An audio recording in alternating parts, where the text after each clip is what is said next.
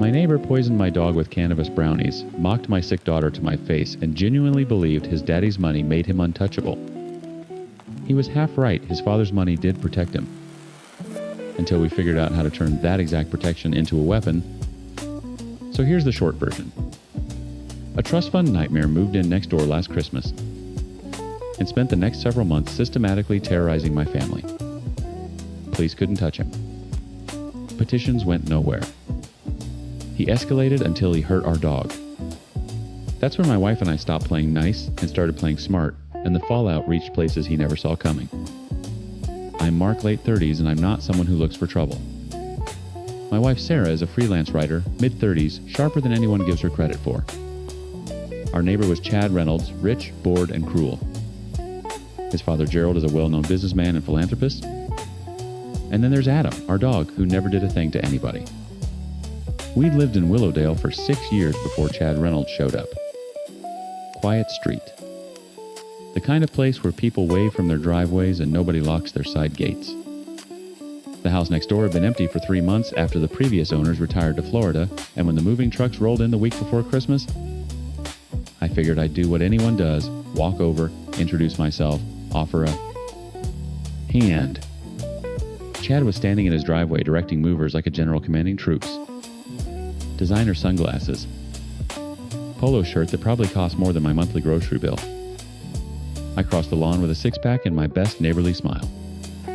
Hey, I'm Mark. Welcome to the neighborhood. He looked at the beer, then at me, then back at the beer. Didn't take it. Cool, he said, and turned away. I stood there for a moment holding the six-pack like an idiot, then walked home. Sarah was watching from the kitchen window. She raised an eyebrow. I shrugged. Over the next few weeks, we tried again. Sarah collected a package that sat on his porch in the rain, left it at his door with a friendly note. He never acknowledged it. I waved every time I saw him. Nothing. Not hostility exactly, just a complete refusal to register our existence like we were furniture he hadn't ordered. Then came the trash incident. Our elderly neighbors, a couple in their 70s, the Patels found garbage bags dumped on their front lawn 3 mornings in a row. Takeout containers, beer cans, the kind of waste that comes from someone who entertains frequently and doesn't care where the aftermath lands. Mr. Patel mentioned it to me over the fence, shaking his head more in confusion than anger. 2 days later, Chad cornered me in the driveway. Tell your old friends to stop accusing me of dumping trash on their property. His jaw was tight. I don't appreciate being slandered. Nobody accused you of anything, Chad. They just... I know how this works. People see the new guy, the guy with money, and they want to make problems. He stepped closer. Don't make problems for me, Mark. That night I ordered a security camera. Installed it the next weekend, angled to cover the side yard between our houses.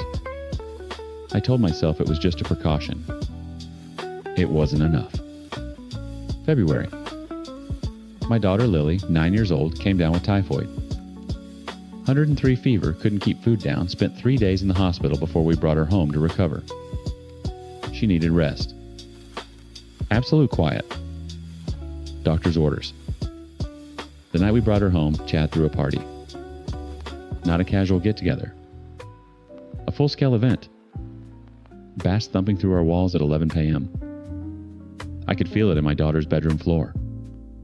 She was crying not from the noise, but from the headache the noise created, pressing her palms against her temples while Sarah held her. I went over. Knocked on Chad's door. He opened it with a drink in his hand, music blasting behind him, and a grin that told me he already knew why I was there. My daughter's seriously ill. She just got out of the hospital. Could you please turn it down? He leaned against the doorframe. It's a weekend, Mark. She has typhoid. She can't. Why do people like you even have kids? He said it casually, like commenting on the weather. If you can't handle basic life, maybe don't reproduce.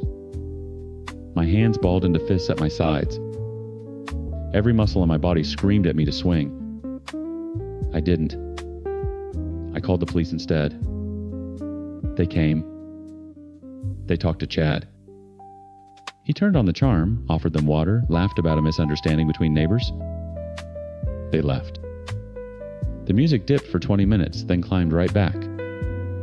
Lily didn't sleep until 4 a.m. March. Sarah had been building her freelance career for 2 years, and she'd finally landed a major client, a marketing firm that wanted a long-term content contract. The introductory Zoom call was scheduled for a Tuesday afternoon. She'd prepared for a week. At exactly 1:45 p.m., 15 minutes before her call, a landscaping crew arrived at Chad's property. Not at his backyard. At the strip of land directly outside my home office window where Sarah had set up. Jackhammers, a concrete saw. The kind of noise that makes your teeth vibrate. Sarah tried closing windows. Tried noise-canceling headphones. Tried moving to the bedroom. Nothing worked. The walls shook. She ended up having to go to her friend's house just to attend that call. Arriving flustered and 15 minutes late, apologizing to people she was trying to impress. She got the contract. Barely. But when she came home, she sat at the kitchen table and didn't speak for a long time. Determined not to let Chad get the best of me this time, I decided to take a different approach. I reached out to some of the other neighbors who had been equally affected by his behavior. We formed a collective complaint, including a petition signed by all the affected households. We hoped that the combined voices of our community would finally make a difference. With our collective complaint in hand, we presented it to the local authorities, hoping that they would take the matter more seriously this time. It was a small victory when they assured us that they would investigate the noise disturbance and Chad's disregard for the peace and safety of the neighborhood. Although it was too early to say whether this would bring about any real change, we felt heard.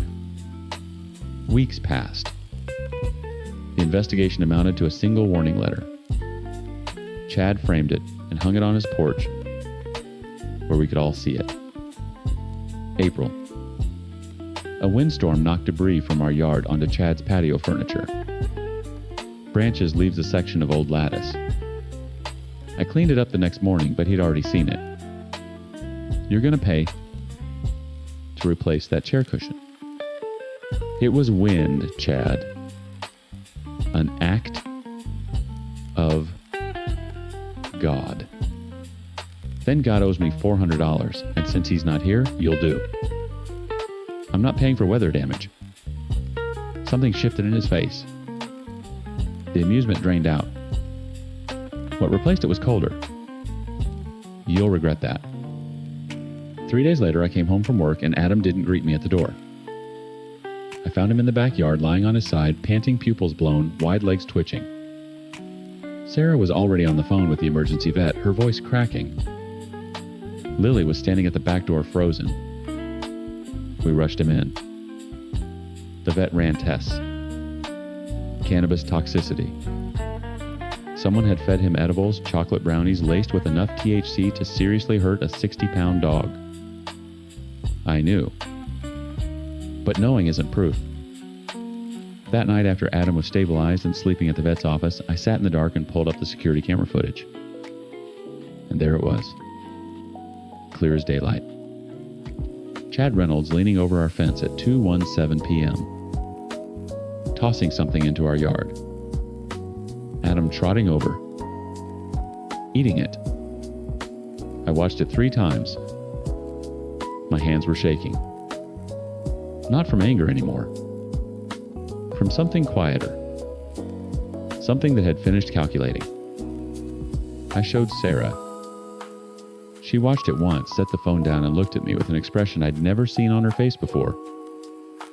His father, she said. I know exactly what to do.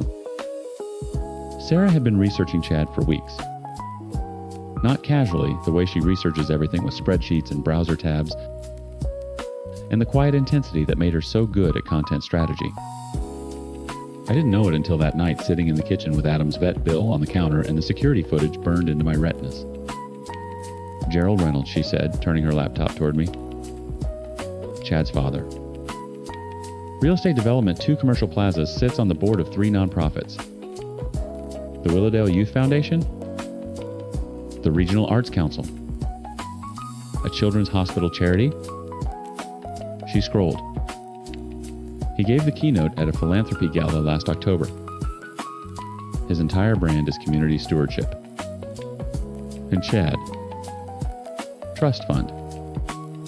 No job title I can find. His house was purchased through a family LLC. She paused. Gerald Reynolds has spent 30 years building a reputation. His son is a liability he doesn't know about yet. I stared at the screen. Gerald's face smiled back from a charity website.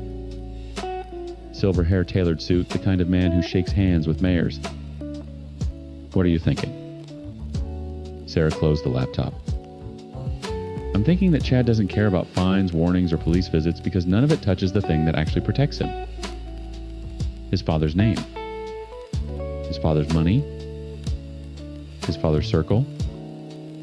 She met my eyes. So we stopped talking to Chad. We talked to the circle. It took 2 weeks to build. Sarah created a Willowdale Community Watch page. Nothing aggressive, nothing defamatory, just a neighborhood social media group. She invited every household on the street. The Patels joined. The family across the road. Even people 3 blocks over who'd heard rumors. Then she started posting. The first video was the trash. Security camera footage timestamped showing Chad tossing bags onto the Patel's lawn at 1 a.m. No commentary. Just the clip and a caption times concerned about repeated dumping on elderly residents' property. Anyone else experiencing this? Asterisk. 18 shares in 2 hours. The second post was the noise complaint documentation. The petition. The warning letter Chad had framed on his porch. Screenshots of the police report from the night Lily couldn't sleep. Sarah laid it out like a case file. Dates, times, outcomes. She tagged the local community board. 40 shares. Comments started rolling in. The third post was Adam. Sarah edited the security footage herself. Chad leaning over the fence. The toss. Adam eating. Then a photo of Adam at the vet IV in his leg, eyes glassy. Then the toxicology report. She didn't write anything inflammatory. She didn't have to. The footage spoke in a language everyone understood. That post hit 200 shares overnight. And Sarah, who understood algorithms the way mechanics understand engines, had already seeded it into the networks that mattered. She tagged Gerald's business page, his nonprofit affiliations, the Philanthropy Gala's event page. Not Chad. Gerald. Every tag was a thread connecting father-to-son reputation to reality. By Thursday, Gerald's business rivals had found it. A competing developer shared the video with the comment times. This is the family behind Reynolds Community Properties. Interesting definition of community. Asterisk. By Friday, the Willowdale Youth Foundation issued a statement distancing itself from individuals whose conduct contradicts our values. They didn't name Gerald. They didn't have to. Saturday morning, 8 a.m. Chad was at our door. I opened it with my phone already recording. Sarah stood behind me, live streaming to the community page. Take it down. His face was blotched, red veins visible at his temples. Take all of it down, right now. Take what down, Chad? You know what? My father called me at 6 a.m. 6. Because of your little... He jabbed a finger at Sarah. Your wife's little project. Everything on that page is documented fact. Security camera footage. Police reports. A veterinary toxicology report. I kept my voice flat. Which part would you like us to retract? You think you're clever. You think this. He stepped forward.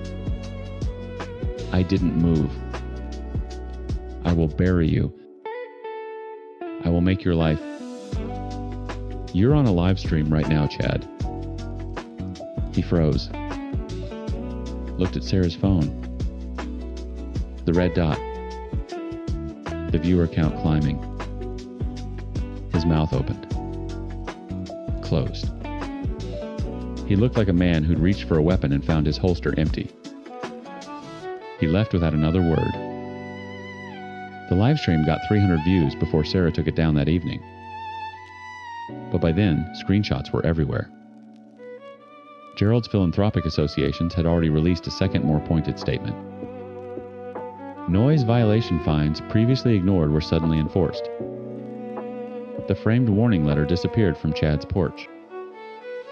Local teenagers spray-painted Time's Neighbor of the Year times across his garage door. I didn't condone it. I didn't scrub it off either. By mid-May, Chad's house went quiet. Not the quiet of someone being considerate, the quiet of absence.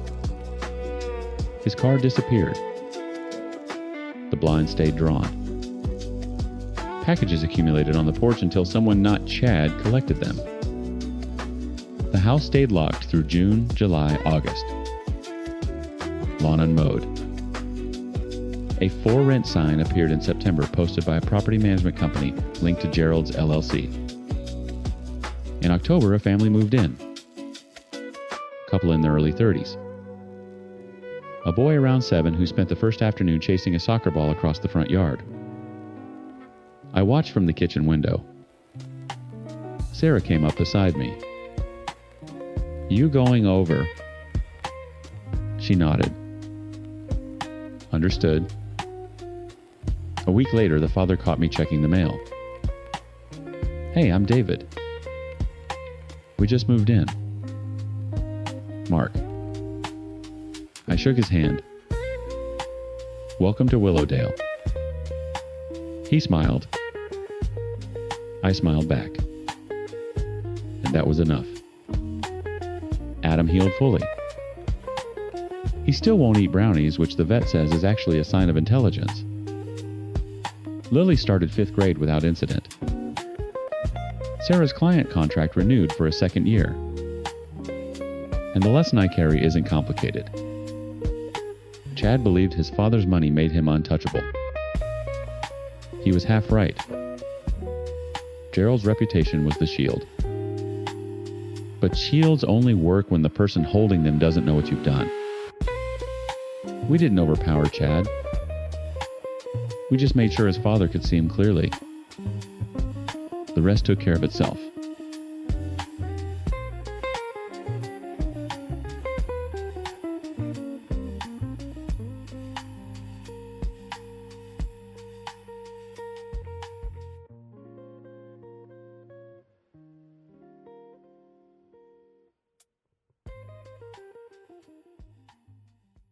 My brother walked into my bakery last month to make a sales pitch. And the second he saw me behind the counter, he turned white, grabbed his briefcase, and walked out without saying a single word. Because 12 years ago, he told me I was dead to him for being just a janitor. The janitor who paid for his entire college education. So here's the short version. I dropped out of school at 17 to scrub floors and mow lawns so my little brother could get his degree. He repaid me by erasing me from his life. And when he finally resurfaced, it was because his company needed my business. Except he didn't know the bakery owner he was pitching to was me. I'm Janet, 31 female. My husband is Marcus. My brother is Alan, he's 29. And his wife Priya, well, she's the one who finally told me the lies he'd been telling about me all along. But to understand why my brother's face drained of color that morning, you need to go back to where it started. To the apartment that smelled like pine sol and lavender fabric softener, because those were the 2 scents my mother carried home on her skin every single night. Our mom, Gloria, cleaned office buildings. She cleaned them 6 days a week, sometimes 7, and she believed, with a faith that bordered on religious, that education was the only door worth knocking on. She couldn't give us much, but she gave us that belief. She drilled it into both of us. I was 15 when she first got sick. Lupus, the doctor said, though, it took months of misdiagnosis before anyone bothered to listen to a cleaning woman describe her own symptoms accurately. By the time I was 16, she couldn't work full shifts anymore. By 17, she couldn't work at all. Alan was 15 then. Bright. Genuinely bright, the kind of kid teachers pulled aside to talk about scholarships and potential. Mom would light up talking about his grades. And I'd light up watching her light up. So, when the math stopped working, rent plus medical bills plus groceries minus one income, I did the only thing that made sense to me. I dropped out. Took over Mom's cleaning contracts. Added lawn care on weekends because a neighbor offered me his old push mower. I was 17 hauling a vacuum cleaner onto the 6:15 a.m. bus. Scrubbing bathroom tiles in office parks until my knuckles cracked and bled. Then coming home to make sure Alan had dinner and a quiet place to study. He didn't ask me to do this. I want to be clear about that. He didn't ask. But he also didn't say no. Mom died when I was 19, quietly in a hospital bed I was still making payments on 2 years later. Alan was 17. I became his legal guardian. I kept cleaning, he kept studying. And for a while, a brief fragile, while we were okay. Sad, broken, but okay. He'd sometimes leave a note on the kitchen counter times, "Thanks for dinner, Jay." Asterisk, small thing. Meant the world. He got into a good college. Not Ivy League, but solid with partial financial aid that covered maybe 40%. The rest was me. Every tuition installment, every textbook, every meal plan, payment that was floor polish and grass clippings converted into his future. I kept a notebook where I tracked what I spent. Not because I wanted him to repay me dollar for dollar, but because Mom would have wanted to see the numbers. To know it was going somewhere. The first year, Alan called every Sunday. The second year, every other week. By junior year, I was lucky to get a text back. I told myself it was normal. College kids get busy. They grow up, grow out. I told myself a lot of things. Then came Tiffany. I met her exactly once. I'd taken the train to visit Alan for his birthday, brought a homemade cake because I couldn't afford a bakery one, which is ironic now. I found them at a cafe near campus. Tiffany was blonde immaculate, the kind of girl who looked like she'd never touched a sponge in her life. Alan introduced me as Janet with no context. Not my sister. Not the person putting me through school. Just Janet. I extended my hand. Tiffany looked at it then at Alan and laughed. Not a mean laugh, worse. A confused one. Like she couldn't process why this person was touching her. On the subway platform afterward, I overheard them. They didn't know I was still within earshot, or maybe they didn't care. Tiffany's voice carried the way entitled voices do. "She stinks of detergent, Alan, like literally. Is she your maid Times or something?" I waited for him to correct her. My fingers tightened around the cake box. "She's nobody," he said. "Just someone my mom used to know." My legs went numb. I stood on that platform for 2 full trains before I could move. Things deteriorated fast after that. Alan stopped answering calls entirely. When he did pick up, he was clipped, irritated, like I was a telemarketer interrupting his real life. After graduation, he got a corporate sales job, entry level, but he talked about it like he'd been appointed CEO. I called to congratulate him. He let it ring. 6 months later, I called to ask gently, carefully about the money. Not all of it. Not even most. I was behind on rent. I just needed enough to cover 2 months while I picked up extra shifts.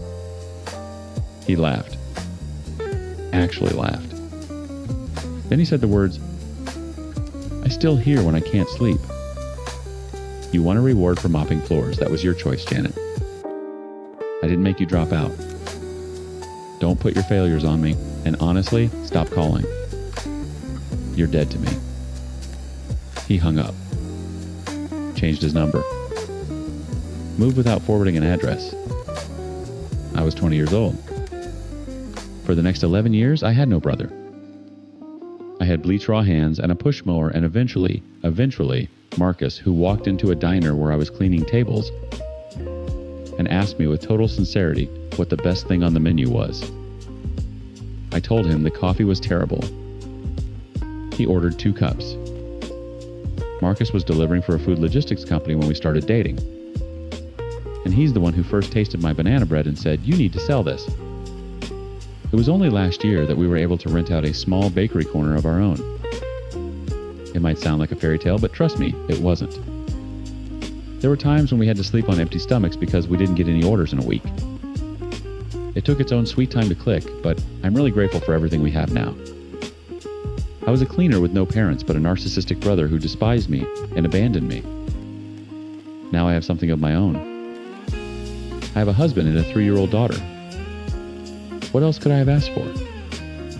So when Alan walked into my bakery 4 weeks ago with a company lanyard and a rehearsed pitch about wholesale cleaning supply contracts for small businesses, when he looked up from his tablet, saw my face, and went, "The color of old paper I," understood something with perfect clarity.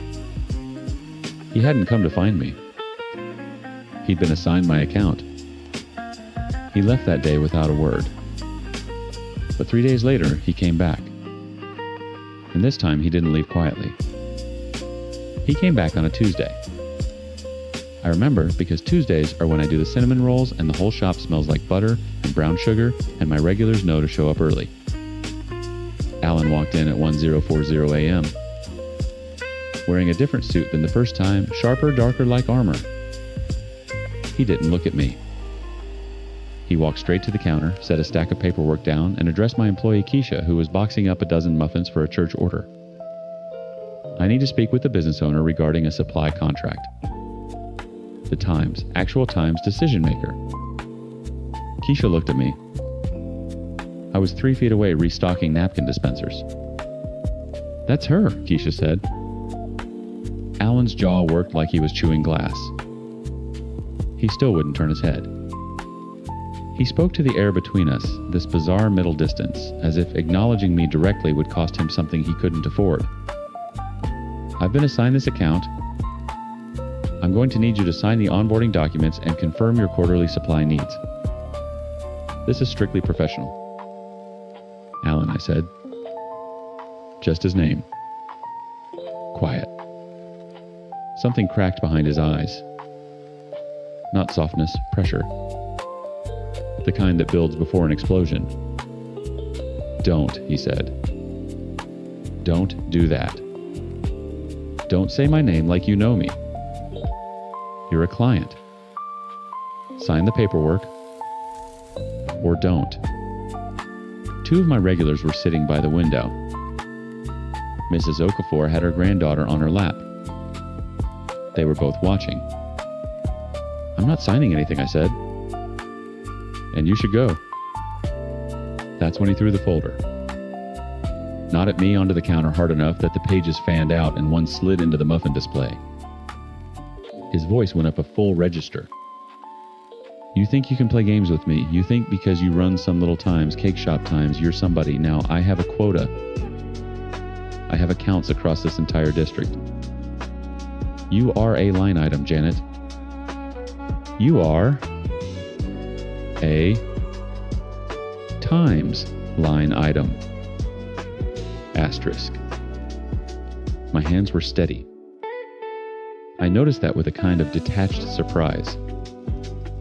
11 years ago, his voice could make my whole body flinch. Now I was standing behind my own counter in my own shop, and my hands were steady. "Get out of my store," I said. "Don't come back." He left. Knocked over the tip jar on his way out. Quarters rolled across the tile like small fleeing things. Keisha looked at me. "Who Times was Times that—" "Nobody," I said. And then I heard the echo of that word, his word, from a subway platform 12 years ago, and I had to go sit in the back room for 10 minutes with my face in my hands. Marcus found out that evening. Not because I told him, because Keisha told him. She'd been worried enough to text him, and when he came home and saw my face, he didn't ask if I was okay. He knew better. He sat next to me on the couch, put his hand on the back of my neck, and said, "Tell me everything." So I did. What Marcus did next, he did, without asking my permission, and I'll be honest, I'm still deciding how I feel about that. He called every bakery owner and small business contact we'd built relationships with over the past year. You know, I wasn't even good with writing on the internet stuff until very recently. When we opened our shop, other local shop owners suggested that we create our online page and all. Yes, we paid someone to do that, but I had to learn the skill. The point is, we'd built a real network. Small business owners talk. They protect each other. Marcus told them what happened, that a sales rep had come into our shop, thrown paperwork, screamed at me in front of customers. He had the CCTV footage. He filed a formal complaint with Alan's company. Within 2 weeks, 4 businesses in our district severed their contracts. Alan's company launched an internal review. He was terminated. He called me from an unknown number at 11 p.m. on a Thursday. My daughter was asleep in the next room. "You witch," he said. His voice was ragged wet. "You vindictive, jealous witch. You couldn't stand seeing me succeed, could you? You had to drag me down to your level." "Alan, I times built times myself. Everything I have, I earned. You mopped floors. That's all you ever did. And now you've destroyed my career because you can't handle..." "Mom's money," I said. "My money. My knuckles cracking open every winter. My education, Alan. I gave you mine." Silence. Then, "You chose that?" I hung up. His wife called the next day. Priya. Soft voice, careful words, a baby crying in the background. She told me Alan had said I was an estranged relative who'd stolen money from their mother. That I'd been the one to cut times and times off. That I was jealous of his success. And had harassed him for years. She said, "I just want to know what's true." I told her. All of it. The cleaning contracts, the tuition payments, the notebook I still had in a drawer. She was quiet for a long time. "He told me he had no family," she finally said. Then he told me he had family, but they were toxic. I'm starting to understand which version is real. Before she hung up, she asked if there was anything Alan could do. Any path forward? He can apologize, I said. Not to get his job back. Not to fix anything. Just to say it. Just once. Priya said she'd tell him. That was 3 weeks ago. He hasn't called. I still have the notebook. The one where I tracked every dollar, tuition, textbooks, meal plans, the winter coat he needed sophomore year. The pages are soft now, the ink fading. Sometimes I open it and run my thumb across Mom's handwriting in the margins because she'd started it before she got too sick to hold a pen. Little notes times, Alan's biology textbook, $84. Worth every penny. My boy. Asterisk. My boy. I don't want revenge. I never did. What I wanted was for my brother to look at me and see what Mom would have seen, someone who kept the promise. Someone who held the family together with pine sol and grass clippings and 17-year-old hands. He can't do that. Maybe he never could. Maybe the shame of where he came from is so enormous that I'll always be the living proof he needs to destroy. I pray I never see him again. Not because I hate him, because every time he appears, the hope comes back. That stupid, stubborn hope that this time he'll say times, "Thank you, Jay," asterisk, and when he doesn't, it's not just today's wound. It's every wound reopened in sequence all the way back to that subway platform. My daughter's name is Gloria. She's 3. She likes to help at the bakery by putting sprinkles on things that don't need sprinkles. Marcus lifts her onto the counter, and she waves at customers like she owns the place. She does, in a way. This whole thing, the shop, the life, the family, it grew from a push mower and a dropped-out girl and a mother who believed in doors worth knocking on. I built my door. I walked through it. I'm not waiting on the other side for anyone.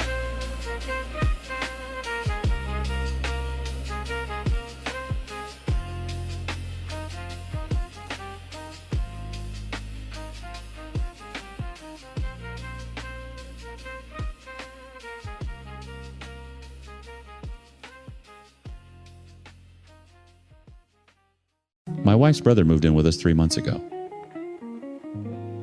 Except he wasn't her brother, and he wasn't gay.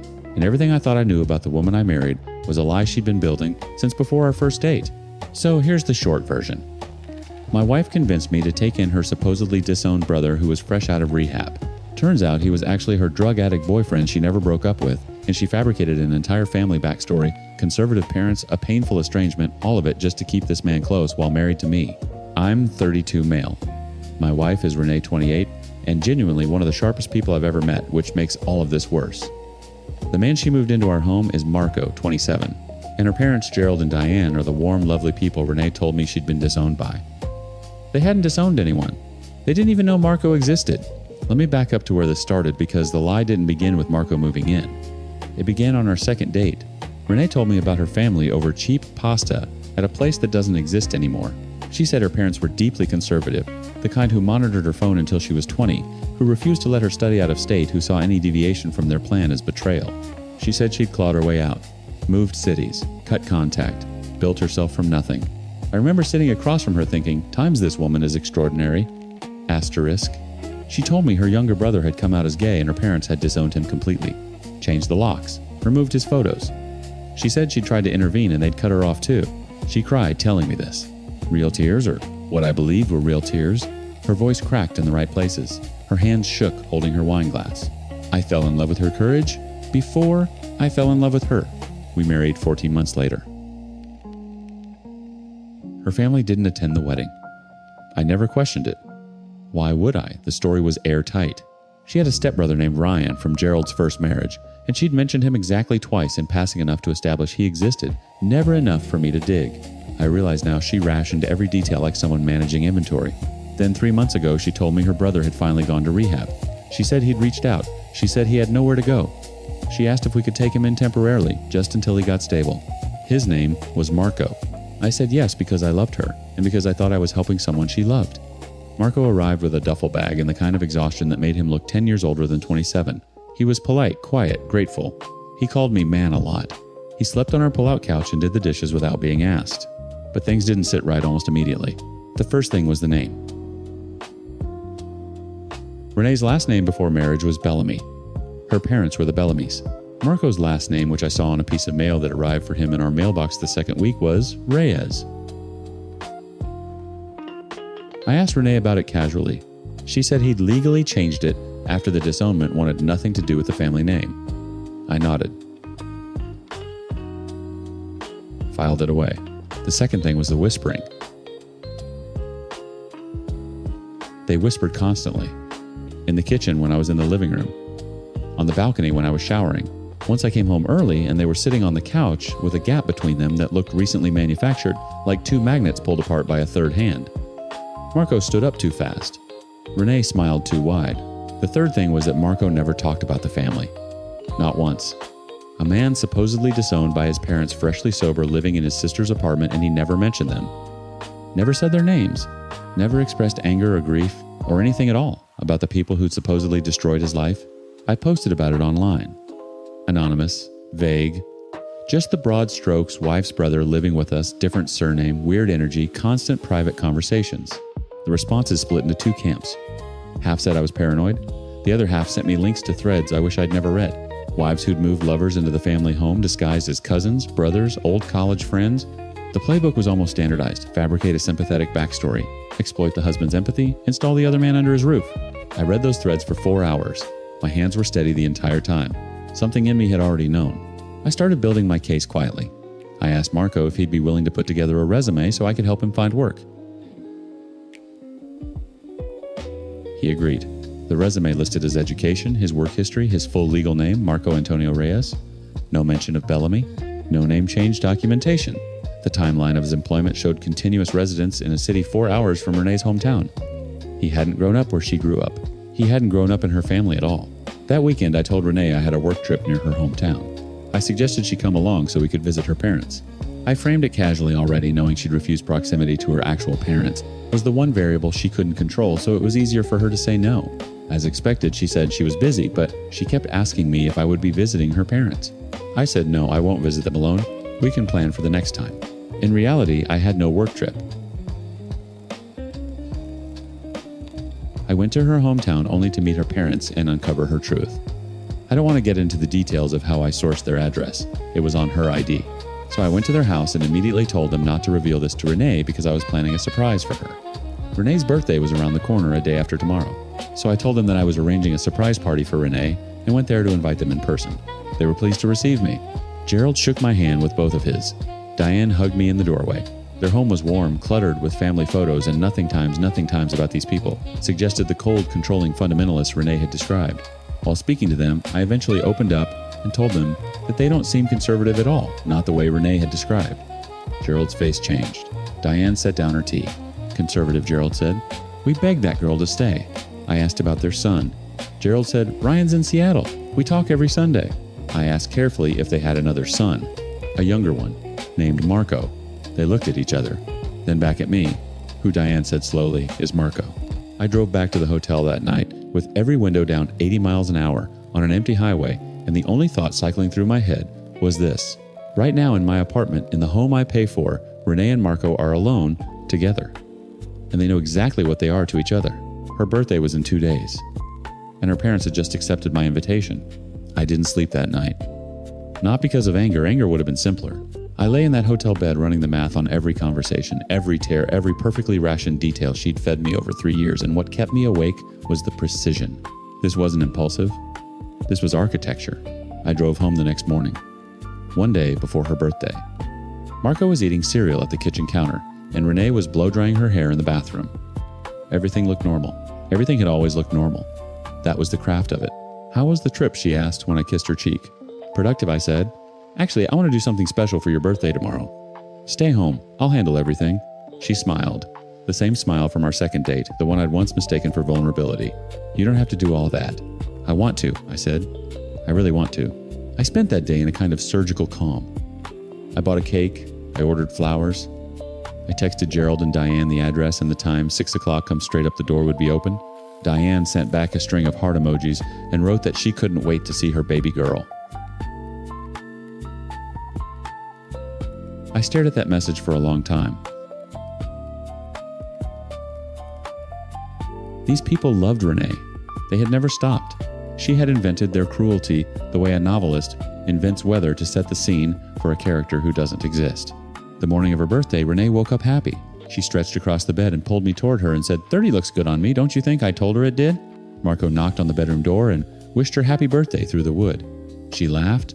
I watched the ease between them, the familiarity that I'd once read as sibling comfort, and I saw it clearly now. The way her voice softened half a register when she spoke to him. The way his knock was gentle, almost intimate, 2 taps instead of 3. I told her I was handling dinner. She should relax, get dressed up, enjoy the day. She spent the afternoon doing her makeup while Marco sat on the couch scrolling his phone. At one point I walked past and he looked up at me with those tired eyes and said, "This is really cool of you, man." "Family's important," I said. He nodded. He had no idea what he was nodding to. By 5:30, Renee was in a green dress, her hair pinned up, standing in the kitchen, finishing a salad she'd insisted on making because she said she couldn't just contribute nothing. Marco had changed into a clean shirt. The apartment smelled like garlic and candle wax and the ordinary machinery of a life that had never been real. At 5:58, my phone buzzed. Gerald times. We're in the lobby. Asterisk. I told Renee I'd forgotten something in the car and went downstairs. Gerald was wearing a blazer. Diane was holding a wrapped gift with a bow that looked like she'd spent an hour on it. I shook Gerald's hand, hugged Diane, and led them to the elevator. "She's going to be so surprised," Diane whispered. "Yes," I said. "She is." I opened the apartment door and stepped aside. Diane walked in first. Then Gerald. The hallway opens directly into the kitchen and living room, one continuous space, and Renee was standing at the counter with a knife in one hand and a tomato in the other, and Marco was 3 feet away leaning against the fridge. Diane said, "Baby?" Renee's head turned. The knife stopped. Her lips parted, but nothing came out. Her eyes went from her mother to her father to me, and I watched the blood leave her face in real time like someone had pulled a plug at the base of her throat. Gerald stepped forward, arms open, and then he saw Marco. He stopped. His arms lowered. "What are you doing here?" Gerald said. Not to Renee, to Marco. Marco straightened. His mouth opened. Closed. "You know each other," I said. I already knew, but I needed the room to hear it. "That's Marco Reyes," Gerald said, his voice flattening into something I hadn't heard from him before. "He's the reason we almost lost our daughter." Renee set the knife down. Her hands were shaking. "Dad, let me." "He's been living here," I said, "for 3 months. Renee told me he was your son, that you disowned him for being gay." The silence that followed had texture. Diane's gift hit the floor. Gerald turned to Renee with an expression I can only describe as a man watching something he built catch fire. "Oh, I said Ryan didn't come." "It would have made things easier, isn't it?" Renee flinched, like I'd struck her. Gerald crossed the kitchen in 4 steps, grabbed Marco by the collar of his clean shirt, and dragged him toward the door. Marco didn't resist. He went limp the way someone goes limp when they've always known this moment was coming. Gerald shoved him into the hallway and pointed at the elevator and said something quiet I couldn't hear, and Marco walked away without looking back. Diane was crying. Renee was standing in her green birthday dress in the kitchen she'd been cooking in 2 minutes ago, and she looked at me, and for the first time in our marriage, I saw her without a story prepared. "How long?" she whispered. "Long enough," I said. The divorce took 11 weeks. She signed everything without contest. No negotiation, no lawyers jousting over assets. She showed up to the finalization alone, thinner, wearing no makeup. She didn't look at me. Gerald removed her from the family will. I know this because Diane called me 3 weeks after it was finalized, sobbing into the phone. She said Marco had relapsed. She said Renee was still with him. She said she didn't understand how her daughter, her brilliant, sharp, capable daughter, could throw away everything for a man who couldn't stay clean for 6 consecutive months. I didn't have an answer for her. I still don't. What I keep coming back to is this. Renee built an entire mythology. Cold parents, a disowned brother, a woman who'd clawed her way to freedom, and she built it so well that I married the character, not the person. Every detail measured, every tear placed. The woman I admired for her resilience was real, in a way I hadn't understood. She was times resilient. She maintained a lie across years, across a marriage, across the daily architecture of a shared life without a single crack I could see until a piece of mail arrived with the wrong name. That's not weakness.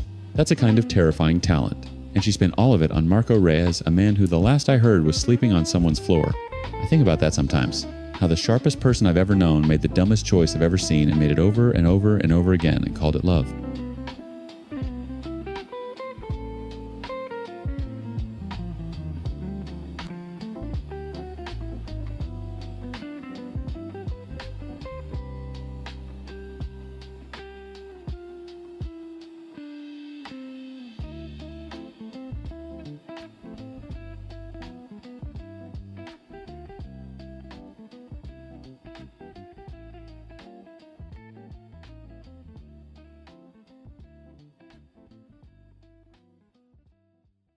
I set a trap for my fiancée. I left lipstick on my collar, a stranger's earring on the nightstand, and waited for her to walk through our bedroom door at the exact wrong moment. And the sickest part, it worked even better than I planned because when she broke down crying, she didn't just confess to finding my evidence. She confessed to everything I could never prove she'd been doing for months. So here's the short version. After 3.5 years of building my entire world around this woman during COVID, she got an office job, started coming home later, and later gaslit me into thinking I was the crazy one. And I responded, not by leaving like a normal person, but by engineering the most calculated revenge I've ever heard of, only to discover the truth made winning feel like losing. I'm 27 male. My fiancée is Fiona, 26. There's Amy, who I'll get to later. She knew exactly what she was signing up for. And then there's Marcus, Fiona's best friend, the guy whose "you're overthinking it, bro" advice gave her permission to do whatever she wanted while I sat on our couch at 2 a.m. wondering if I was insane. Let me tell you about the sandwich. I know that sounds stupid, but the first crack in everything wasn't a late night or a suspicious text. It was a turkey club she ate at her desk on a Tuesday in March without telling me. See, during COVID, Fiona and I ate every single meal together. Every one. For 3.5 years, our apartment was the entire universe. I worked remote doing freelance web development. She did customer service from the living room. We cooked breakfast at 9, lunch at 1, dinner at 7. We had a system. We had times, rituals, asterisk, and when she got the marketing coordinator position at this firm downtown, her first in-office job since the pandemic, I was genuinely happy for her. I told myself I was happy. Then she texted me at 1:24, 7 p.m. times, already ate, grabbed something with the team. Don't wait up for lunch, asterisk. Don't wait up for lunch. Like I was some dog by the door. I'd already made 2 plates. Turkey club's her favorite. The bread toasted exactly how she liked it, dark but not burnt. I stood in our kitchen holding a spatula and staring at my phone, and something shifted in my chest. Not anger, something quieter, like a rope pulled taut that you don't realize is fraying. I ate both sandwiches. Told myself I was being ridiculous. But here's what nobody warns you about. When your partner suddenly has a life outside your shared walls, the silence doesn't hit you all at once. It accumulates. First, it's lunch alone. Then it's dinner alone because there's a team happy hour. Then it's falling asleep on the couch waiting for her key in the lock, and the lock doesn't turn until 11, and she walks in smelling like bar soap from a bathroom that isn't ours, and she kisses your forehead and says, "You didn't have to wait up. I didn't have to." But what else was I going to do? The first month was fine.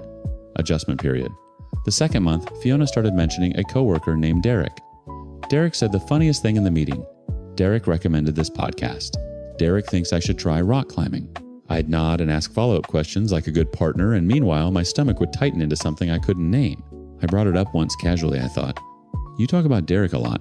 Her face changed so fast it was like watching a door slam. He's on my team. I talk about everyone on my team. I know, you times what? You want me to not have friends. You want me to come home and sit in silence with you every night. My throat closed. I said nothing. She softened, touched my arm, said she was sorry, said the transition was hard on both of us. And I believed her because I needed to. Week 6 at the new job. She missed dinner without texting. I called at 8 p.m. voicemail. Called again at 9 voicemail. She walked in at 1015 with Thai food and an apology about a last-minute client crisis. I asked why she didn't text. She said her phone died. I pointed out she posted an Instagram story at 9:30. She stared at me for 3 full seconds, then said, "Are you tracking my social media now?" I wasn't.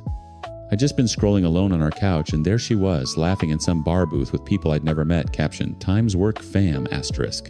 That was the night I started sleeping badly. Week 9. She came home at midnight. Mascara slightly smudged, one button on her blouse refastened in the wrong hole. I noticed. I said nothing. She showered before coming to bed, which she never used to do. Week 12. 2 in the morning. I was sitting on the couch in the dark when her headlights swept across the living room wall. She came inside and startled when she saw me. "Jesus, you scared me. Where were you?" "Marcus and I went to that sunrise point off Route 9. You know the overlook. We were talking and lost track of time." "It's 2 a.m., Fiona. The sun doesn't rise for 4 hours. She set her purse down slowly. We were driving times to the sunrise point. We stopped for food. My phone died. Your phone dies a lot lately. What is that supposed to mean? It means your phone dies a lot lately. She crossed her arms, shifted her weight. Then she said something that I've replayed 1,000 times since. Even if I got distracted, even if I had some temporary distraction, I'd always come back to you. You know that, right? My hands were shaking. I pressed them flat against my thighs so she wouldn't see. What does temporary distraction mean, Fiona? It means you're overthinking it. That's literally what Marcus said you'd do. I called Marcus the next day. He confirmed they'd hung out. Said I was overthinking it, bro. Said Fiona was just enjoying having a social life again. Said I should get a hobby. I came here to this space to get some neutral perspective from strangers. I added every detail so people would get a complete picture of my situation. And the responses confirmed what my gut already knew times. Anytime someone starts mentioning how their coworker says this or their coworker says that, they're already cheating. This is just their subconscious trying to confess. Asterisk. People hide things in plain sight. They dare you to see it. So I stopped asking questions. I stopped waiting on the couch. I stopped being the paranoid fiance she'd made me into. And I started planning something much worse. That's when I matched with Amy. Amy wasn't a stranger. She was a girl I dated for 3 months in 2019. Casual, physical, no pretense of forever. We'd ended things amicably when she moved to Portland. She'd moved back 8 months ago. I knew this because she'd liked a photo of mine in January, and I'd filed it away the way you file away an emergency exit location. Not because you plan to use it, because knowing it's there makes the room feel less like a trap. I matched with her on a Wednesday. We met for drinks on a Friday. Fiona was at a team retreat that weekend, some cabin 2 hours north that she'd mentioned once and never elaborated on. Amy looked exactly the same. Dark hair, red lipstick, she never blotted a laugh that came from somewhere low in her chest. She didn't ask about Fiona. I didn't offer. We talked about nothing for 2 hours, and when she leaned across the table and said, "You look like you haven't been touched in months," I didn't flinch. She was right. I want to tell you I felt guilty. I want to tell you I hesitated that some moral alarm fired in my chest, and I pulled back. But the truth is uglier. I felt times nothing, asterisk. Not excitement, not shame. Just the flat mechanical satisfaction of a chess piece moving to a square it was always going to occupy. We slept together that night at her place. And the next morning I drove home, showered, and sat on the couch where I'd spent 100 nights waiting for Fiona's headlights, and I thought, times. So this is what it feels like on the other side. Asterisk, it felt like nothing. Which told me everything. I kept seeing Amy. Tuesdays and Fridays when Fiona worked late. Amy understood the arrangement. With surgical clarity, she'd been through her own divorce, wanted no complications, no future, no morning after texts. She was an exit, not an entrance. We both knew it. But I wasn't just having an affair. I was building a crime scene. The lipstick started small. A faint smear on my collar that I didn't wash. A hair tie on the bathroom counter that wasn't Fiona's color. A receipt from a restaurant 30 minutes away, left in my jacket pocket, where she'd find it if she looked. Breadcrumbs. The same kind Fiona had been dropping for months, times temporary distractions, asterisk, asterisk, even if I got distracted, times only mine, were physical, tangible, designed to be decoded. She didn't notice. Or she noticed and didn't care. I couldn't decide which was worse. So I escalated. 3 weeks in, I told Fiona I'd be home late on a Saturday, a freelance project, a deadline. She barely looked up from her phone. "Sure, babe. I brought Amy to our apartment." I chose the bedroom deliberately. I left the front door unlocked, and then I waited. Fiona's key turned at 6:47 p.m., earlier than expected.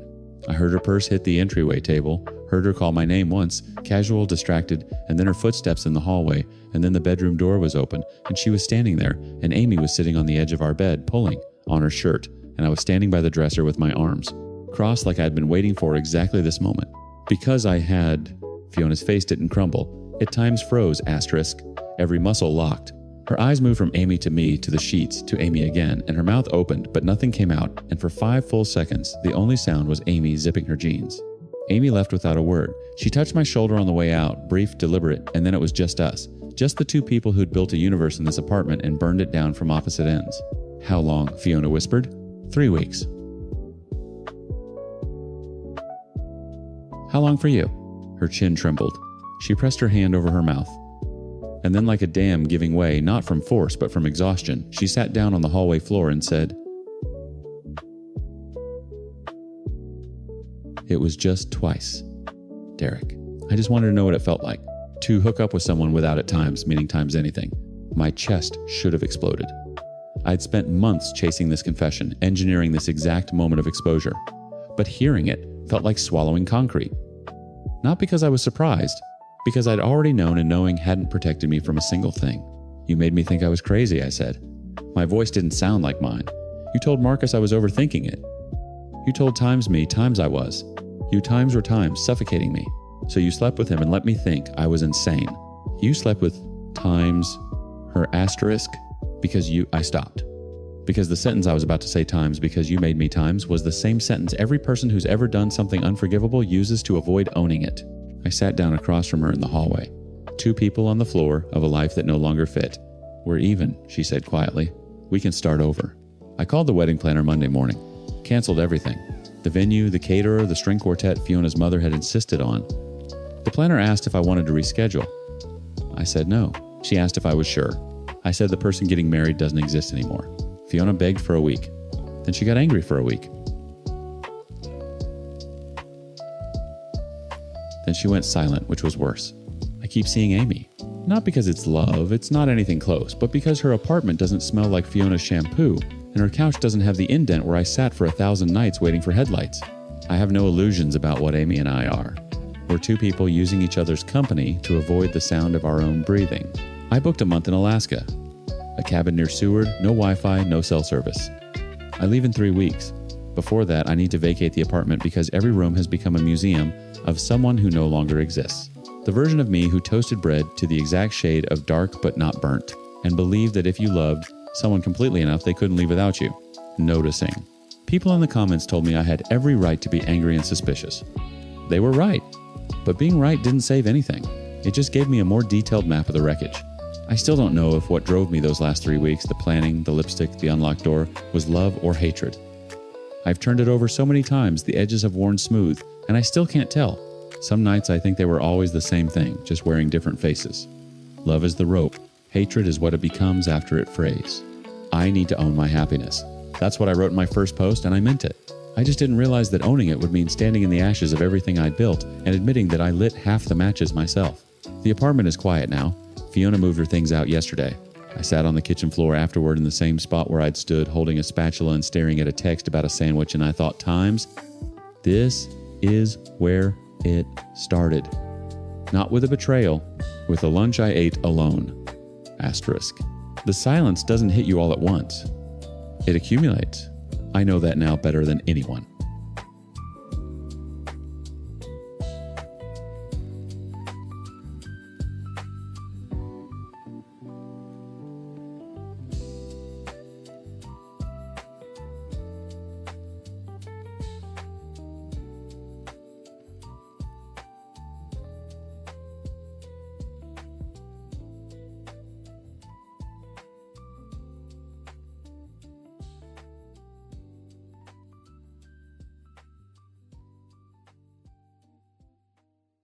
I took a handmade gift off my brother-in-law's desk while he was at lunch and left a note telling him exactly why. My wife Lena spent over 60 hours crocheting a bridal shawl for her older brother George's wedding. A family tradition. Their mother Vivian guilt-tripped her into continuing, despite the fact that George made her childhood a living nightmare. The moment that shawl was in their hands, his fiancée Diane called Lena to uninvite her from the wedding. Venue capacity, apparently. Funny how there was still a seat for me, though. So here's the cast. I'm a guy in my early 30s. My wife is Lena, her older brother is George, and his now wife is Diane. Their mother is Vivian. Then there's Lena's other brother Michael and his wife Sarah, who are basically the only decent people in this family. Let me start from the beginning because this goes way deeper than a shawl. Lena doesn't talk about her childhood the way most people do. There are no funny anecdotes about sibling rivalries or eye-rolling stories about family holidays. When she talks about growing up, which is rare, she speaks in small, careful sentences like someone walking through a room full of broken glass and bare feet. I learned the full picture in pieces over the years. George is 4 years older than Michael, and Michael is 2 years older than Lena. From the time Lena could walk, George decided she was beneath him, not in the way older brothers sometimes dismiss younger sisters. In the deliberate, systematic way a person dismantles someone they view as competition for resources they believe belong exclusively to them. He broke her things, told her she was adopted, locked her in closets during family gatherings, and told Vivian she'd gone to bed on her own. When George graduated high school, Lena wasn't brought to the ceremony. She was 9 years old, left home with a babysitter while the rest of the family celebrated. At Christmas, she was routinely sent to her room when George complained that she was annoying him. Vivian complied every single time. Every single time. Michael told me once, his voice tight with something between guilt and rage, that he used to sneak food up to Lena's room on Christmas evening because Vivian wouldn't call her down for dinner if George was in a mood. He was 11 smuggling turkey and potatoes up the stairs to his little sister like she was a prisoner in her own house. And Vivian. Vivian is the kind of mother who will tell you she loves all her children equally while standing on one child's neck to give the other a boost. George was the golden boy. Michael was tolerable. Lena was the afterthought, useful when needed, invisible when not. So when Vivian called Lena 3 months before George's wedding and told her the family tradition required a hand-crocheted bridal shawl for Diane, I watched my wife's face do the thing it always does. The slight freeze. The micro-flinch around her eyes. And then the smile. The automatic survival-trained smile that says, "Times of course, Mom, I'd love to." Asterisk. I waited until she hung up before I said anything. You don't have to do this. It's tradition. Mom made one for Sarah. Her mom made one for her. Lena. It's George's wedding. She was already pulling up yarn suppliers on her phone. I won't have to see him. You can drop it off at work. That was the compromise. George and I work at the same company, different teams now, but at the time, we were on the same one. I'd have moved when George was first put on my team, but Lena encouraged me not to, as she didn't want me to rock the boat with her family. So I'd been white-knuckling through shared meetings and break room encounters with a man I genuinely despised for the better part of a year. The plan was simple. I'd leave the shawl on his desk, say something brief, walk away. Lena would never have to be in the same room as him. She worked on that shawl every night for 2 months. I'd come downstairs at midnight and find her on the couch, fingers moving through ivory lace thread, some tutorial playing on her laptop. She pricked her fingers raw. She frogged entire sections and started over because a single stitch was off. 63 hours. I know because she tracked it, not out of resentment, but because she tracks all her projects. She's meticulous like that. She cares about things with her whole body, even when the people she's caring for don't deserve a single stitch. The morning I delivered it, I set the wrap box on George's desk while he was in a meeting. I ran into him in the hallway on my way back. Lena finished the shawl, I said. It's on your desk. She put a lot of work into it. We're looking forward to the wedding. George nodded like I told him the printer was fixed. Cool. Thanks. That was it. Cool. Thanks. 63 hours of his sister's hands, and he gave it less acknowledgement than a coffee refill. 4 hours later, Lena called me at work. Her voice had that particular flatness I've learned to dread, the one that means she's holding herself together with both hands. Diane just called. My stomach dropped. What did she say? They're over capacity at the venue. They need to cut the guest list. So, I'm uninvited. I didn't speak for a long time. I could hear her breathing. But you're still invited, she added quietly. Diane made sure to mention that. I stared across the open plan office at George's desk. He wasn't there. But the box was gone. The shawl was already in their possession. They had waited with surgical, calculated patience until the gift was physically extracted before making the call. Not to me, to Lena. Directly to the woman they knew wouldn't fight back. They waited, I said, mostly to myself. It's fine, it's just a wedding. It wasn't fine. It was never fine. It was the Christmas dinner she ate alone in her bedroom. It was the graduation she wasn't brought to. It was 30 years of a family teaching her that her only value was what she could produce for them, and the moment the production was complete, she could be discarded. I stood up from my desk. I walked across the floor to George's section. His chair was empty. His jacket was gone, long lunch probably. And there, draped across the back of his chair like it meant nothing, was the shawl. Unwrapped, not folded, just tossed there, ivory lace pooling on a cheap office chair. I picked it up. I folded it carefully the way Lena would have. Then I pulled a sticky note from George's desk, uncapped a pen, and started writing. Asterisk. Since Lena is no longer invited the shawl, and I won't be attending either. My name, asterisk. I pressed the sticky note to the center of his monitor, tucked the folded shawl under my arm, and walked back to my desk. My hands were steady. My pulse was not. I didn't call Lena right away. I sat with the shawl in my lap for 10 minutes, running my thumb over the stitches she'd spent 63 hours perfecting, and I thought about an 11-year-old boy smuggling turkey up a staircase to his little sister on Christmas night. I thought about a 9-year-old girl sitting in a quiet house while her family cheered for the brother who locked her in closets. Then the group chat detonated. Vivian fired first times. That shawl was a gift. You don't take back gifts? This is beyond petty. Asterisk. George, 15 minutes later. Times. Tell your husband to stay in his lane. This is family business. Asterisk. Diane times. We tried to handle this gracefully. Venue limitations are real. This is incredibly childish. Asterisk. My phone buzzed 11 times in 20 minutes. I read every message. Then I typed one of my own. Asterisk. This is Lena's husband. Lena didn't take the shawl back. I did. She doesn't know yet. When she finds out, she'll probably want me to return it because that's who she is, someone who gives and gives even when people take without thanking her. I'm not returning it. The shawl took 63 hours. You waited until it was in your hands to uninvite the woman who made it. That wasn't a capacity issue. That was a transaction. I'd do it again. Asterisk. I put my phone face down on my desk. When I got home, Lena was sitting on the couch with her knees pulled up. She'd seen the group chat. You took it back, she said? Not a question. You shouldn't have done that. Probably not. They're going to... I don't care what they're going to do. She pressed her forehead into her knees. I should just make another one. I can finish it in time if I... Lena. No. It's easier if I just... It's easier for times them asterisk. It has always been easier for them. She went quiet. I sat down next to her but didn't touch her. She needed space to think without someone else's hands telling her what to feel. My phone rang. Michael, I saw the group chat, he said. His voice had that tight quality I'd heard before, the sound of a man who'd spent his childhood watching something terrible happen and never had enough power to stop it. The venue excuse is garbage. I called the venue coordinator last week to confirm dietary requirements. They're at 68 of 90 capacity. George has been under for weeks. I closed my eyes. Say that again? 68 of 90. They had room. They always had room. I related to Lena. She didn't cry. She did something worse. She nodded slowly, like a person confirming something they'd always known but had never been allowed to say out loud. It was never about the venue, she whispered. No, I said. It was never about the venue. The conversation that followed lasted 3 hours. I didn't push. I didn't argue. I asked questions and I listened. At the end of it, Lena picked up her phone, left the family group chat, and deleted it. Then she blocked George's number.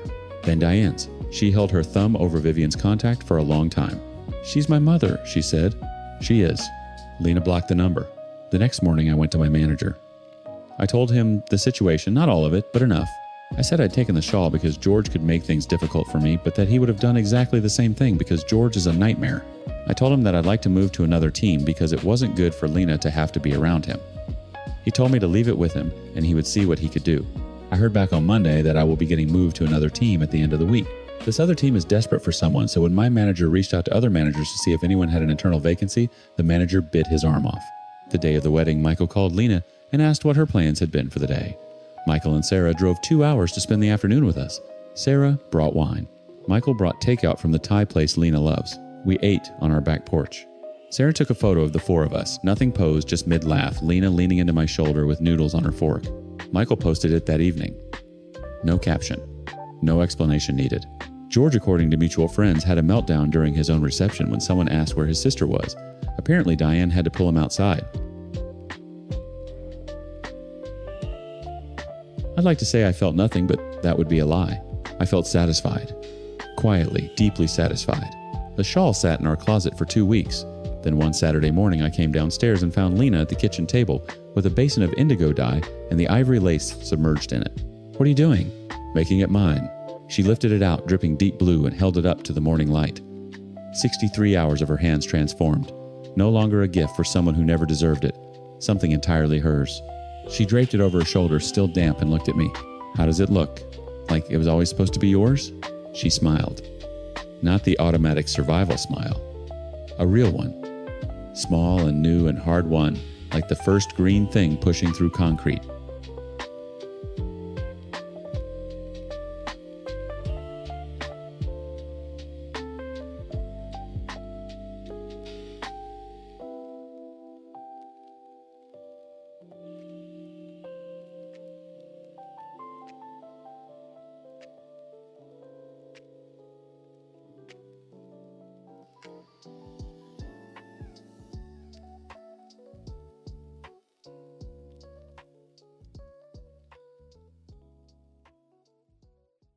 The first crack in our 10-year marriage sounded like a distorted guitar riff.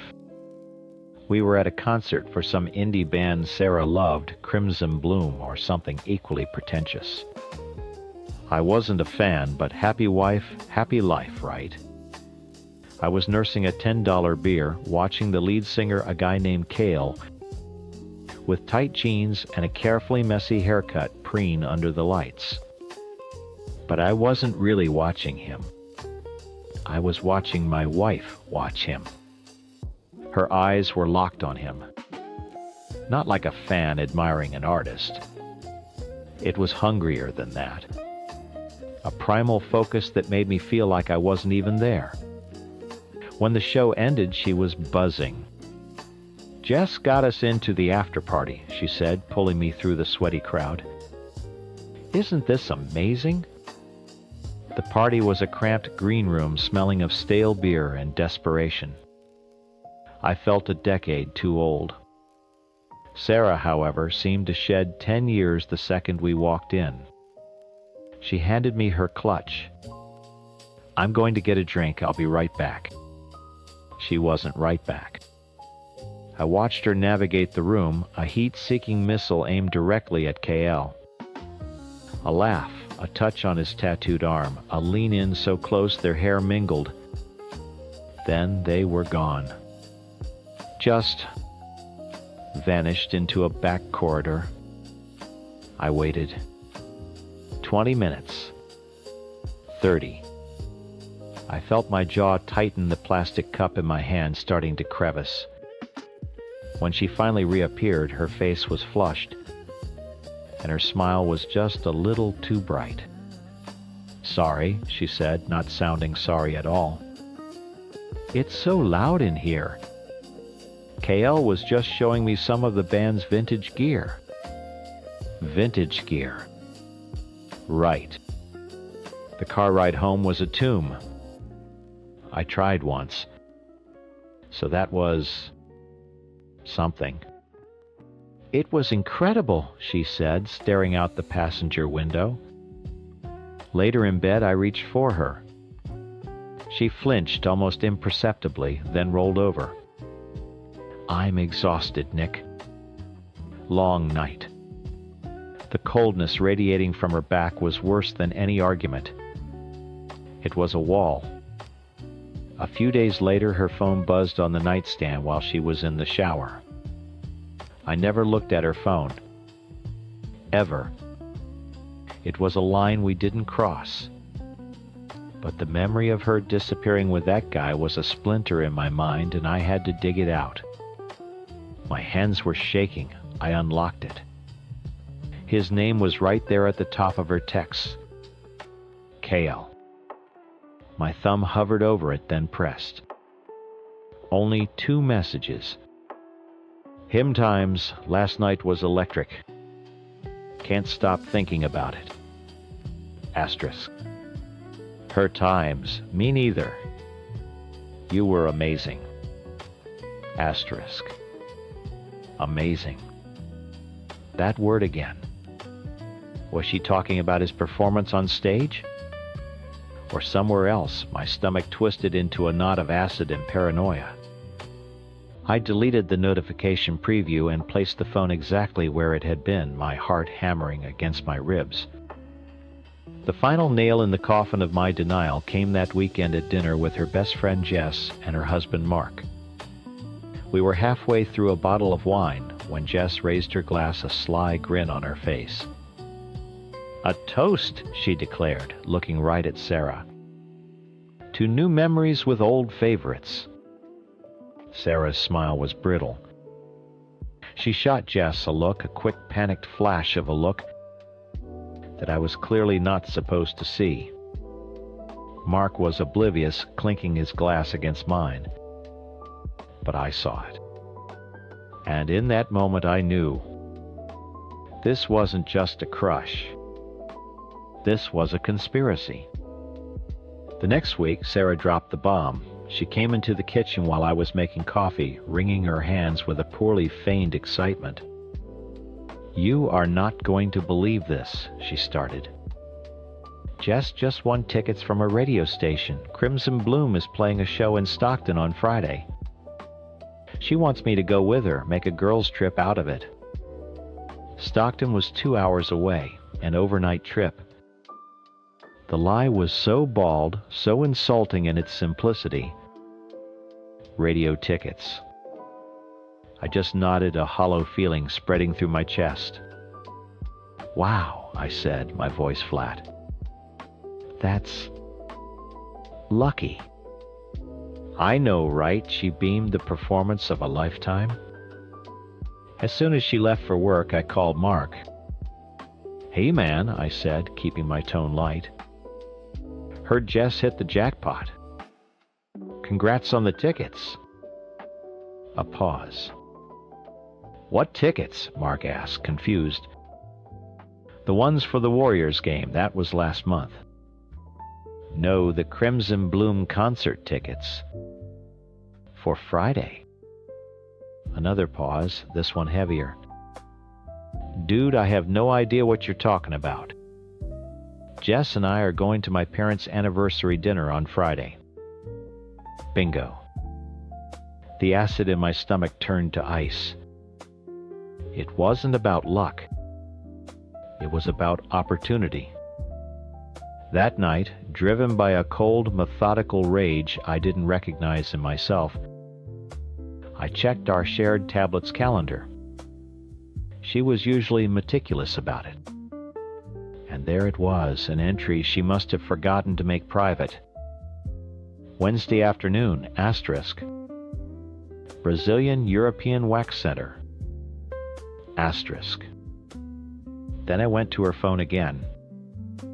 The message thread with Kale was gone. Deleted. Wiped clean. But she wasn't smart enough to know that a quick search of her deleted folder would bring it all back. The messages went back months. Compliments after shows. Flirtatious banter. Plans to catch up in different cities. A whole secret history lived in the digital graveyard of her phone. She was prepping for him, lying to me, erasing the evidence, This wasn't a one-time mistake after a concert. This was a double life. My decision was instant. There would be no more hushed questions, no more sleepless nights spent staring at the ceiling. I wasn't going to be the sad, clueless husband anymore. I needed proof. I needed to see it with my own eyes. I needed the ugly, undeniable truth. Friday morning, I watched her pack an overnight bag humming a Crimson Bloom song. She laid out a black lace dress on the bed, something I hadn't seen in years. "My car's been making a weird noise," I said, my voice calm, betraying none of the storm inside me. "Do you mind taking mine? I'll get it to the shop this afternoon." "Oh, sure, honey." "No problem," she said, pecking me on the cheek. Her kiss felt like a brand. She didn't know I'd called in sick to work. She didn't know I'd reactivated the GPS tracker on my car, a feature I'd only used once when I thought it was stolen. She didn't know that my old hunting binoculars and a high-zoom camera were already packed in my truck, along with 2 thermoses of coffee and enough protein bars to last me through the night. I watched from the kitchen window as she backed my silver sedan out of the driveway. The sun glinted off the windshield, hiding her face. She turned left at the end of our street, heading for the freeway. Heading for him. I grabbed my keys from the hook by the door. The cold metal felt final in my hand. The show was about to start. And I had a front row seat. I stayed 5 car lengths behind her on the 99, a ghost she couldn't see. The GPS app on my phone was a cold blue line confirming her every move. There was no detour to Jess's house. No friendly meetup. Just a straight shot south to Stockton. My hands didn't shake on the wheel. My heart didn't pound. It just pumped ice through my veins. She pulled off the freeway and headed for a cluster of hotels near the venue. Not the Holiday Inn or the Best Western. She drove right past them to the Grand, a boutique hotel with valet parking and a swanky-looking bar visible through the lobby windows. Classy. I parked across the street in a darkened strip mall lot, the engine off the binoculars already in my hand. 10 minutes later, a black Range Rover pulled up to the valet. Cale, he got out, handed his keys to the attendant, and strolled inside, not even bothering to look around. Confident. Cocky. He knew she was coming. Sarah's car, my car, pulled in 2 minutes later. She got out, smoothing down the black lace dress I now hated with a burning intensity. She didn't look nervous. She looked excited. Alive. She walked into the lobby, and through the wide glass windows I watched him greet her. It wasn't a friendly hug. It was an embrace. His hand slid down her back, settling just a little too low. They walked to the check-in desk together. Then to the elevator. I lifted the camera, the telephoto lens, a monstrous extension of my own eye. I zoomed in on them as they waited, her head resting on his shoulder. The doors slid open. They stepped inside. The doors closed. Click. I had my proof. A single, grainy, soul-destroying photo on a tiny screen. I didn't leave. I sat there all night in the cab of my truck, the silence broken only by the hum of a street lamp and the occasional passing car. I drank the coffee until it was cold. I didn't touch the protein bars. Hunger was a distant concept. I just stared at their darkened window on the third floor, feeling everything and nothing all at once. The rage cooled into a hard, dense certainty. This wasn't a marriage I was fighting for anymore. It was a life I needed to reclaim. I drove home before the sun came up, beating her by hours. I showered, shaved, and made a fresh pot of coffee. I printed the picture I'd taken, an 8x10 black and white, and placed it face down on the kitchen table. Then I sat and waited. She walked in around noon, humming, carrying her overnight bag. The picture of a woman returning from a fun girls' trip. "Hey you," she said, dropping her keys in the bowl. "How was the car? Did you get it to the shop?" I didn't answer. I just looked at her. My silence finally registered, and her smile faltered. "Nick, is everything okay?" I gestured to the chair opposite me. "Sit down, Sarah." She put her bag down slowly, her eyes narrowed with confusion and a flicker of fear. She sat. I slid the photograph across the table, turning it face up. Her breath hitched. All the color drained from her face, leaving a sickly, pale mask. She stared at the image of herself wrapped in another man's arms, a frozen moment of betrayal. "Where did you get this?" she whispered, her voice thin and reedy. "I took it," I said, my voice flat and devoid of emotion. "Last night, from the parking lot of the strip mall, across from the Grand." She tried to rally. A pathetic last-ditch effort. "It's not what it looks like. We were just..." "Stop," I cut her off. The word was a razor. "Don't you dare lie to me again. Not after all of this. I know about the texts you deleted. I know you lied about the tickets. I know Mark and Jess were at his parents' anniversary dinner. I want the truth. The whole ugly truth. Right now." That's when she broke. The facade crumbled, and the woman I'd spent a decade with dissolved into a mess of ragged sobs. The tears didn't move me. They were 10 years too late. "I'm sorry," she choked out between gasps. "Nick, I'm so sorry. Sorry for what I pressed my voice like stone. For last night."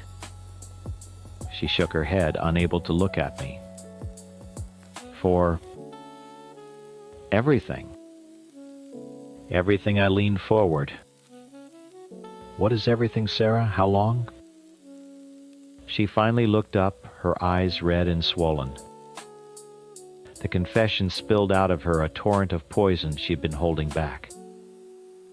It wasn't just KL. It wasn't just this one time. It started 2 years ago, after another one of their shows. A drunken mistake that became a pattern. A secret life lived in hotel rooms in cities I'd only ever seen on her work itineraries. Every conference, every girls' weekend, a question mark now hung over all of them. The foundation of our life together wasn't just cracked. It was a sinkhole. When she finished, a heavy silence filled the room. I felt strangely calm. Vindicated. "Okay," I said. Her head snapped up. "Okay, that's all you have to say." "I'm done," I told her. "We're done. I want a divorce." Panic flashed in her eyes. "Nick, please. We can fix this. I'll go to therapy. I'll do anything." "There's nothing to fix." I stood up. Here's the deal. You will agree to an uncontested divorce. You won't fight me on the house. You won't ask for a cent of my savings. In return, this picture and all the other evidence I have disappears. No one has to know why we're splitting up. Not my parents, not your friends. We just grew apart. You get to keep your reputation. I get to keep my dignity. She stared at me, her mouth agape. She was looking at a stranger. Good. I felt like one. That's it, she asked, her voice trembling. One more thing. I held out my hand. The ring. She looked down at the diamond on her finger. My grandmother's ring, Nick. It's not yours, I said. It was never yours. It's my family's. Take it off. With shaking fingers, she twisted the ring off and placed it in my palm. It was still warm from her skin. The transaction was complete. She packed 2 suitcases that afternoon. I didn't help. I just sat on the porch and listened to the sounds of our life being dismantled, drawers opening and closing, hangers scraping against the closet rod. When she was done, she stood at the door. Where will you go? I asked, not out of concern, but logistics. Jess's, she mumbled. Of course. The co-conspirator. I didn't watch her drive away. The next day, I moved all the living room furniture into the center of the room and covered it in plastic sheeting. I went to the hardware store and bought 3 gallons of paint. A clean, sterile color called silver ash. I spent the entire weekend painting over the Tuscan sun yellow she'd picked out years ago. With every roll of the brush, I was erasing her. I threw out the scented candles she loved, the throw pillows she'd bought, the framed photos of us smiling on vacations that were probably all lies. I was purging my life. It was brutal and painful and utterly necessary. That Sunday night, I stood in the middle of my newly painted living room, the air thick with the smell of chemicals and change. The house felt empty, but it was a clean empty. A hopeful empty. The silence wasn't lonely. It was peaceful. For the first time in months, I felt like I could breathe again. The show was over. Now it was time to build something new from the wreckage. Something for myself. My brother has a PhD in astrophysics, but the emotional intelligence of a toaster. I think even that's being generous. A toaster at least knows when to pop up and admit it's done. My brother Ethan just keeps burning the bread and wondering why the whole house smells like smoke. It all started after his wife Sarah died. It was a stupid, pointless car accident on a Tuesday morning. One minute he was a husband and a father, the next he was just a father left to raise their 9-year-old daughter Piper alone.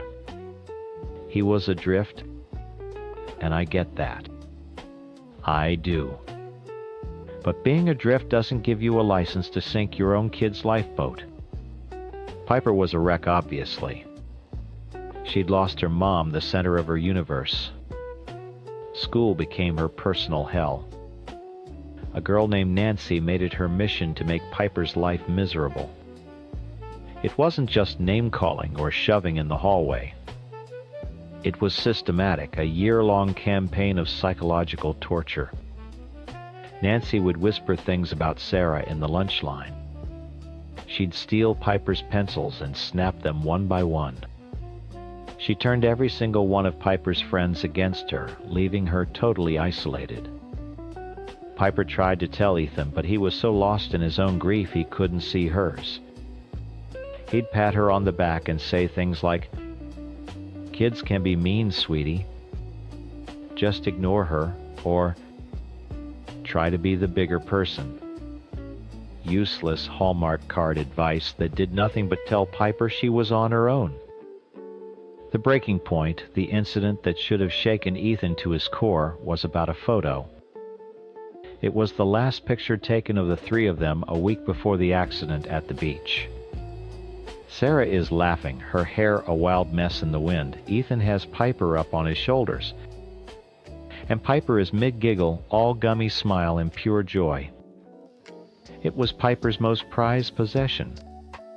She kept it in a little silver frame on her nightstand and a smaller laminated copy in her school binder. Her last tangible piece of a perfect day. Nancy found out about the photo in the binder. One afternoon during recess, she cornered Piper by the chain-link fence. She snatched the binder, pulled the picture out, and held it up for her little gang of hyenas to see. "What's this, Piper?" Nancy sneered, her voice dripping with fake sympathy. "Missing your mommy." Piper just stood there, frozen tears welling in her eyes. "Give it back, Nancy." Nancy smiled, a cruel, sharp thing. "You know my mom says it's probably better your mom's gone." She was probably annoying.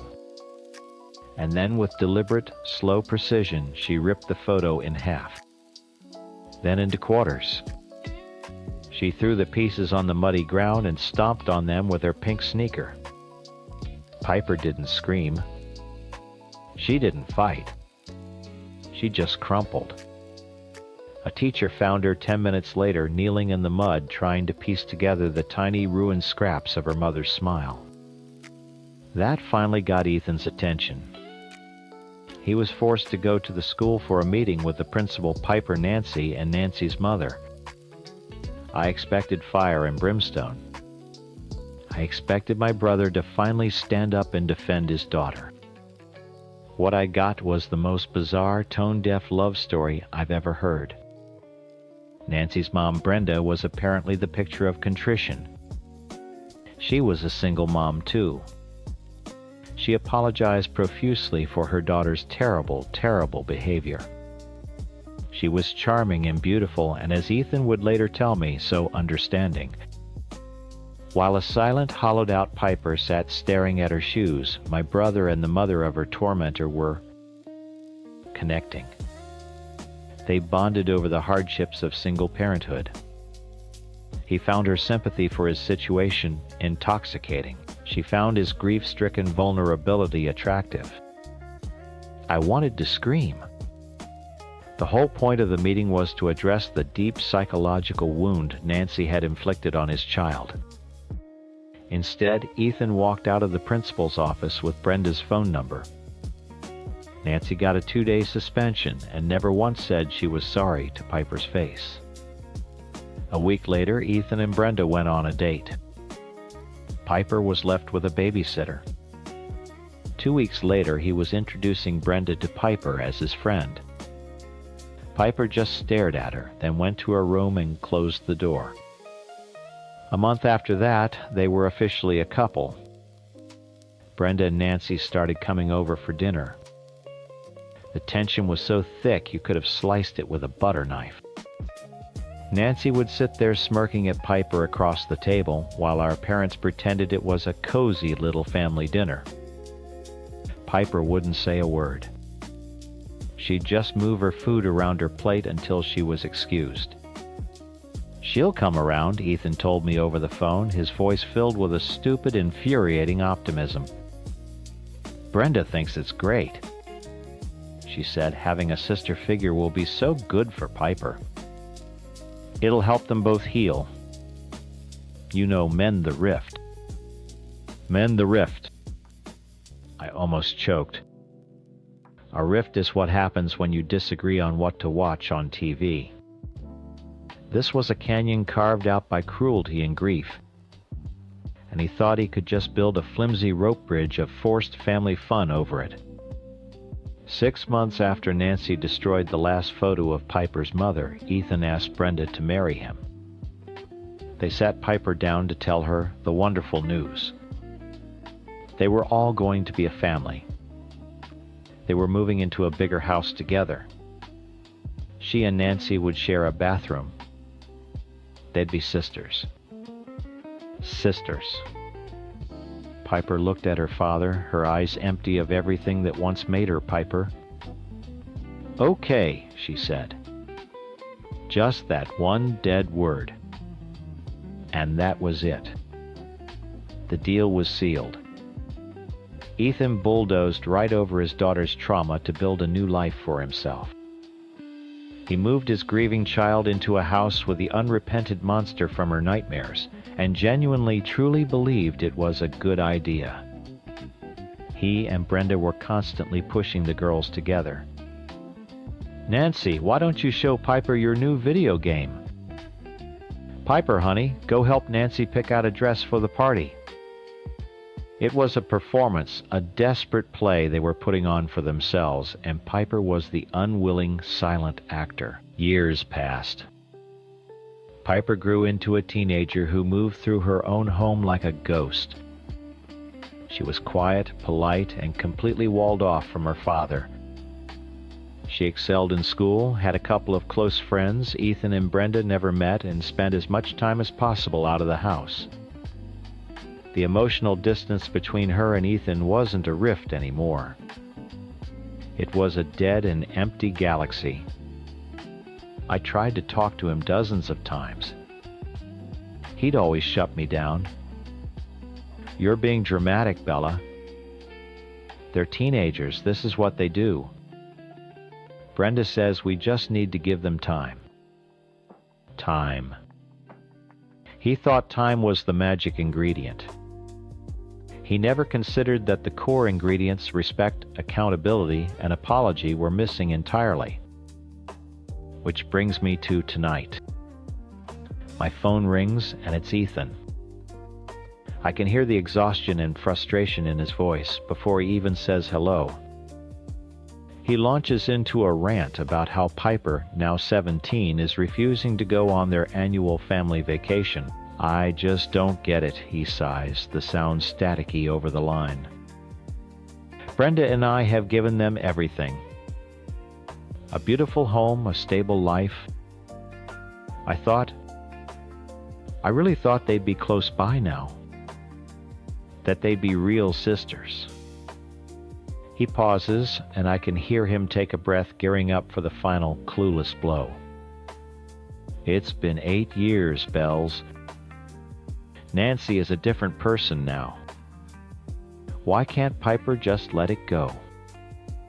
The silence on my end of the line was so long and so total that Ethan actually asked Bells, "You still there?" I took a slow, deliberate breath. The kind you take before you dive into cold water. "Let it go," I repeated, my voice dangerously low. "You want to know why Piper can't just times let it go, asterisk." "Yeah," he said, oblivious. It was middle school.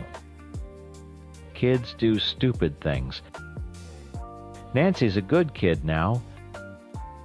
She's on the honor roll. I laughed.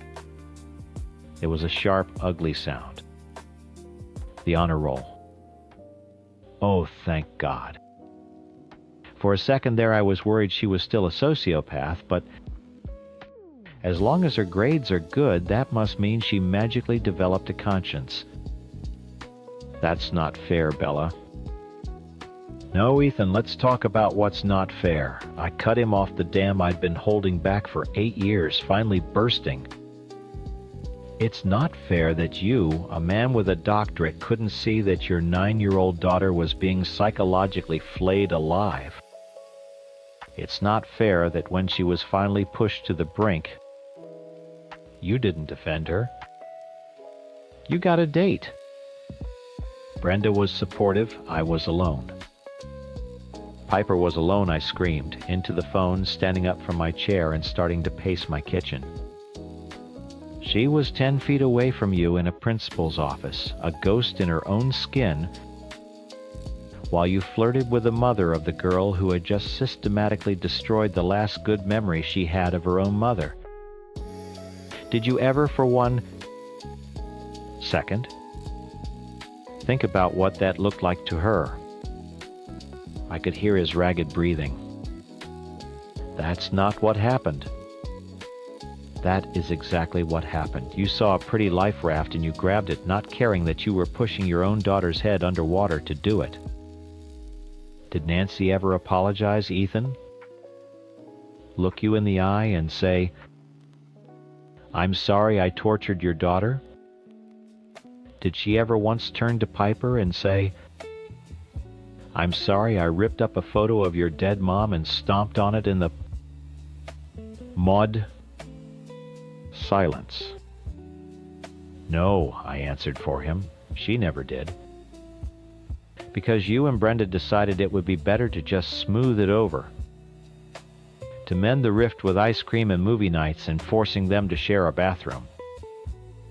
You thought you could plaster over a gaping infected wound with a wedding certificate and call it healed.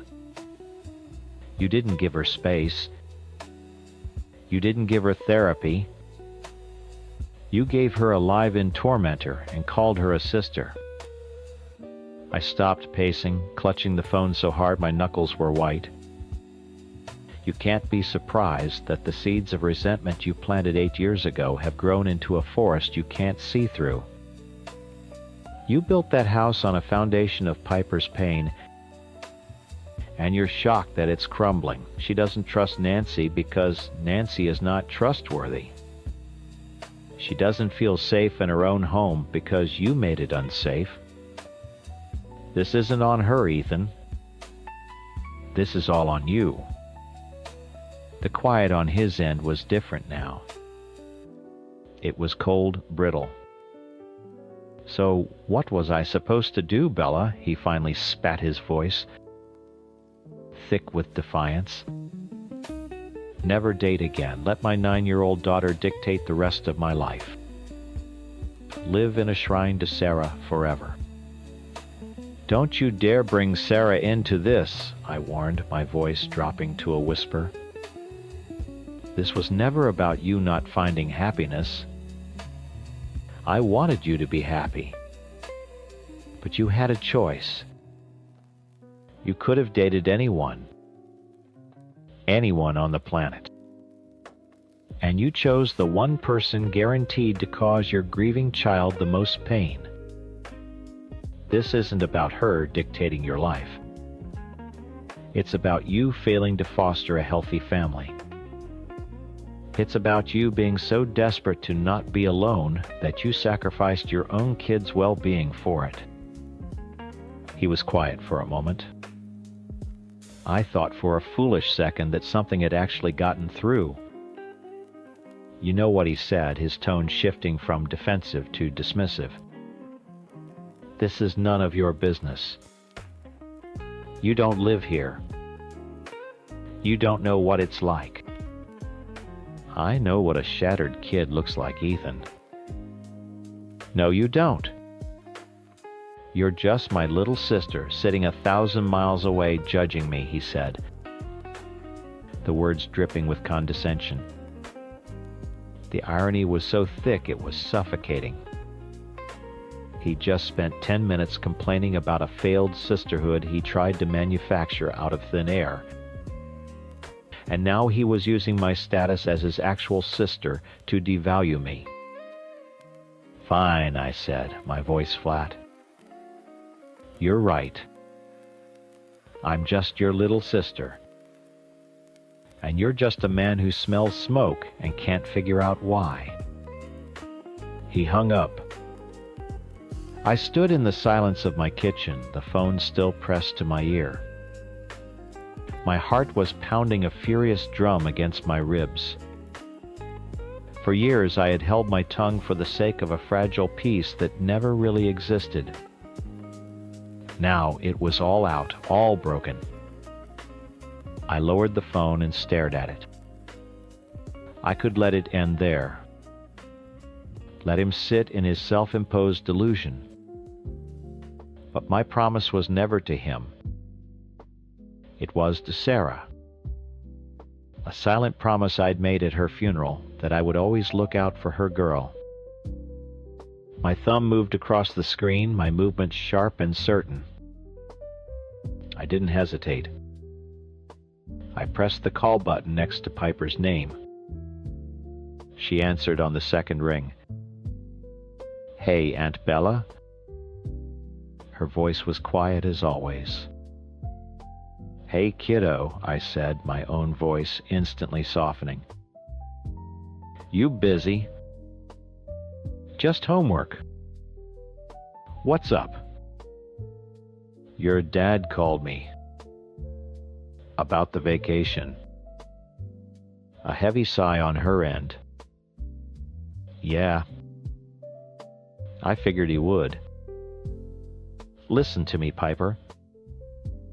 You don't have to go. You don't ever have to do anything that makes you feel that way." There was a small, shaky exhale.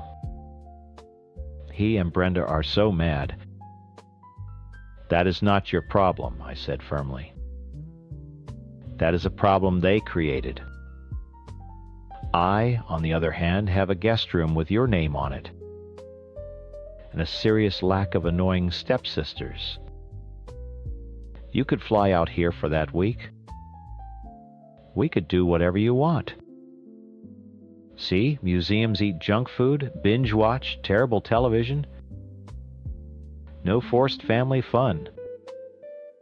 I promise." For the first time in what felt like a decade, I heard a genuine lightness in her voice. A small crack in the armor. "Really?" "Absolutely," I said. "I'll even buy the plane ticket tonight. Consider it my revenge." "Revenge for what?" I smiled, looking out my window into the dark. "For bad parenting. My stepmother Diane fancies herself an event planner. In reality, she's a control freak with a penchant for beige and a history of turning every family gathering into a hostage situation. So when I proposed to Jane, I knew we were in for a fight." "She just emailed the caterer," Jane said, her voice flat. She held her phone out to me, the screen glowing in the dim light of our living room. She sent them a suggested menu. It's all gluten-free, dairy-free, fun-free. I scanned the list. Quinoa salad, steamed asparagus, poached salmon.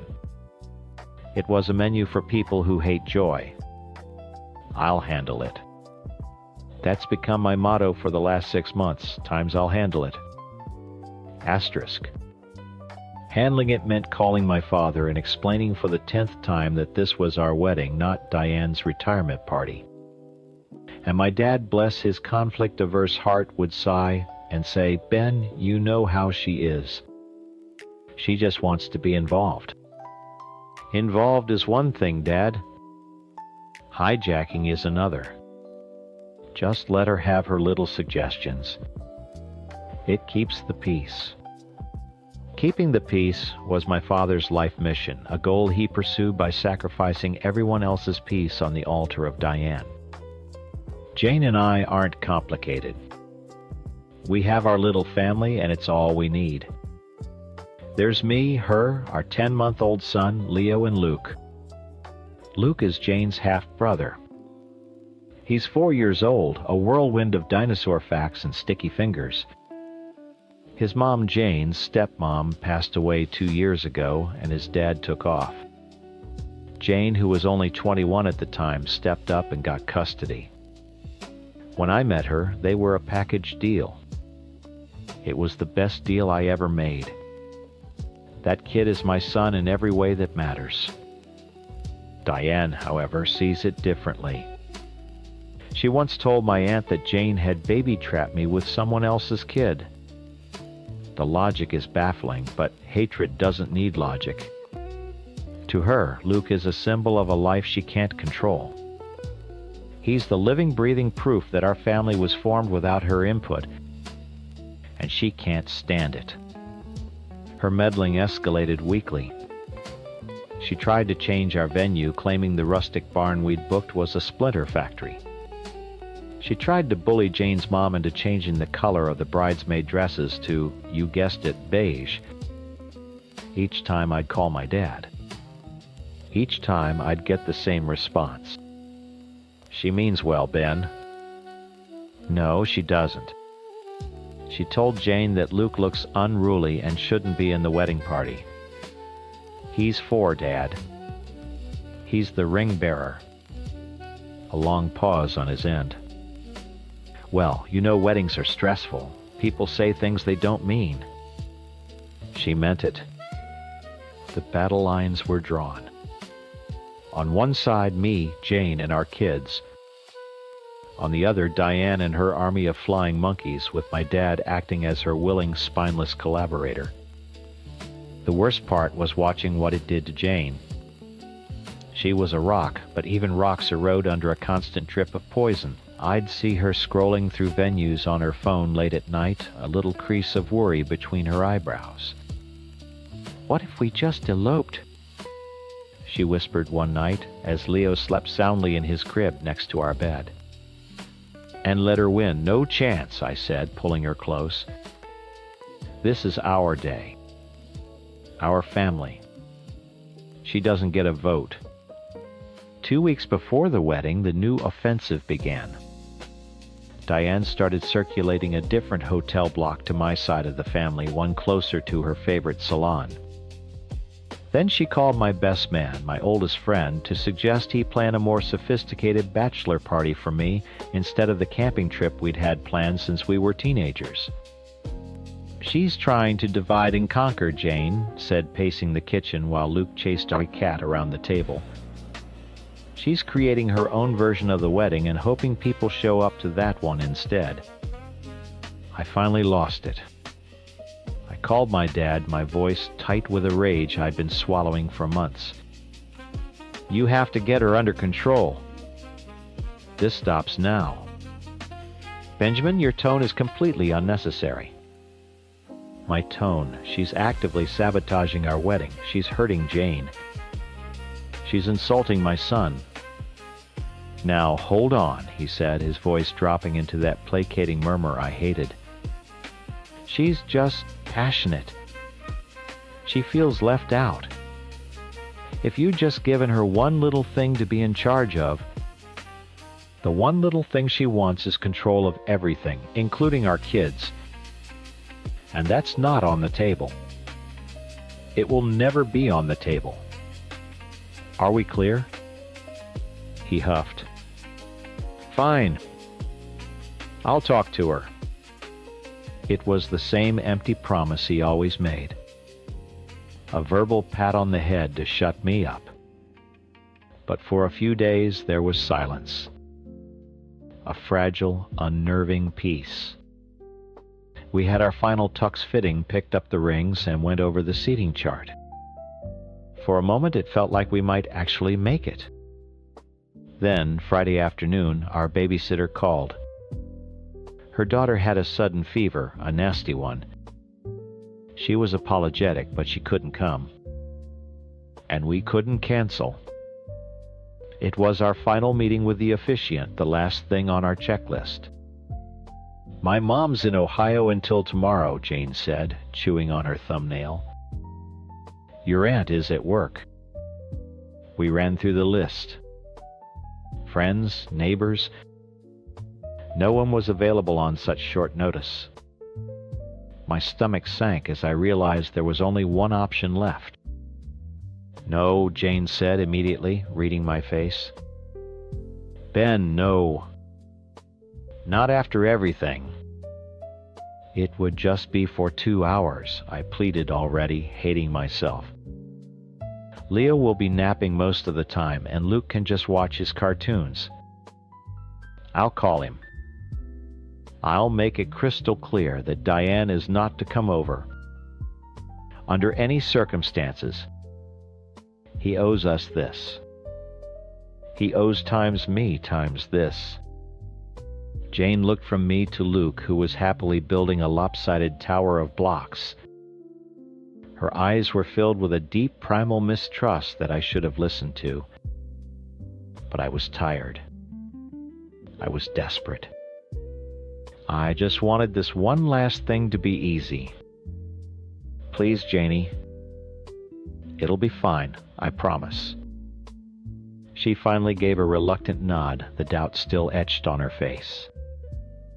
I pulled out my phone, my thumb hovering over my dad's contact photo. A wave of pure dread washed over me, cold and heavy. It was the kind of feeling you get right before you walk into a dark room where you know something is waiting. I ignored it. I pressed the button. "Hey, Dad," I said, forcing a cheerful tone. "I've got a huge favor to ask." The silence on the drive home was heavier than any argument. 2 hours. That's all it was. We pulled into the driveway and I could hear it through the closed car door, Leo's frantic, gasping cry. Not his usual hungry cry, but the sound of pure distress. "Something's wrong," Jane said, already unbuckling. I was out of the car before she was fumbling with my keys at the front door. The moment I opened it, the wail hit me full force. But it wasn't just Leo. From the living room came a second sound. A choked, terrified sobbing that ripped my heart out. It was Luke. We found them in a heap of misery. My dad was pacing, wringing his hands while Diane was there.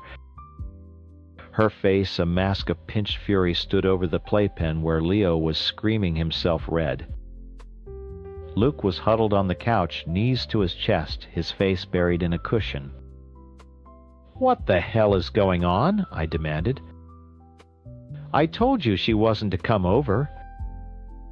"Benjamin, calm down." My dad started his hands up in a placating gesture.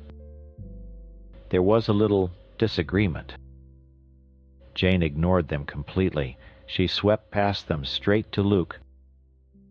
"Luke, honey, what is it? What's wrong?" He turned his head and I saw it. A dark red split on his bottom lip, already starting to swell. A raw, angry mark on his small face. The world went quiet. All I could hear was a ringing in my ears. I looked from Luke's lip to Diane's face.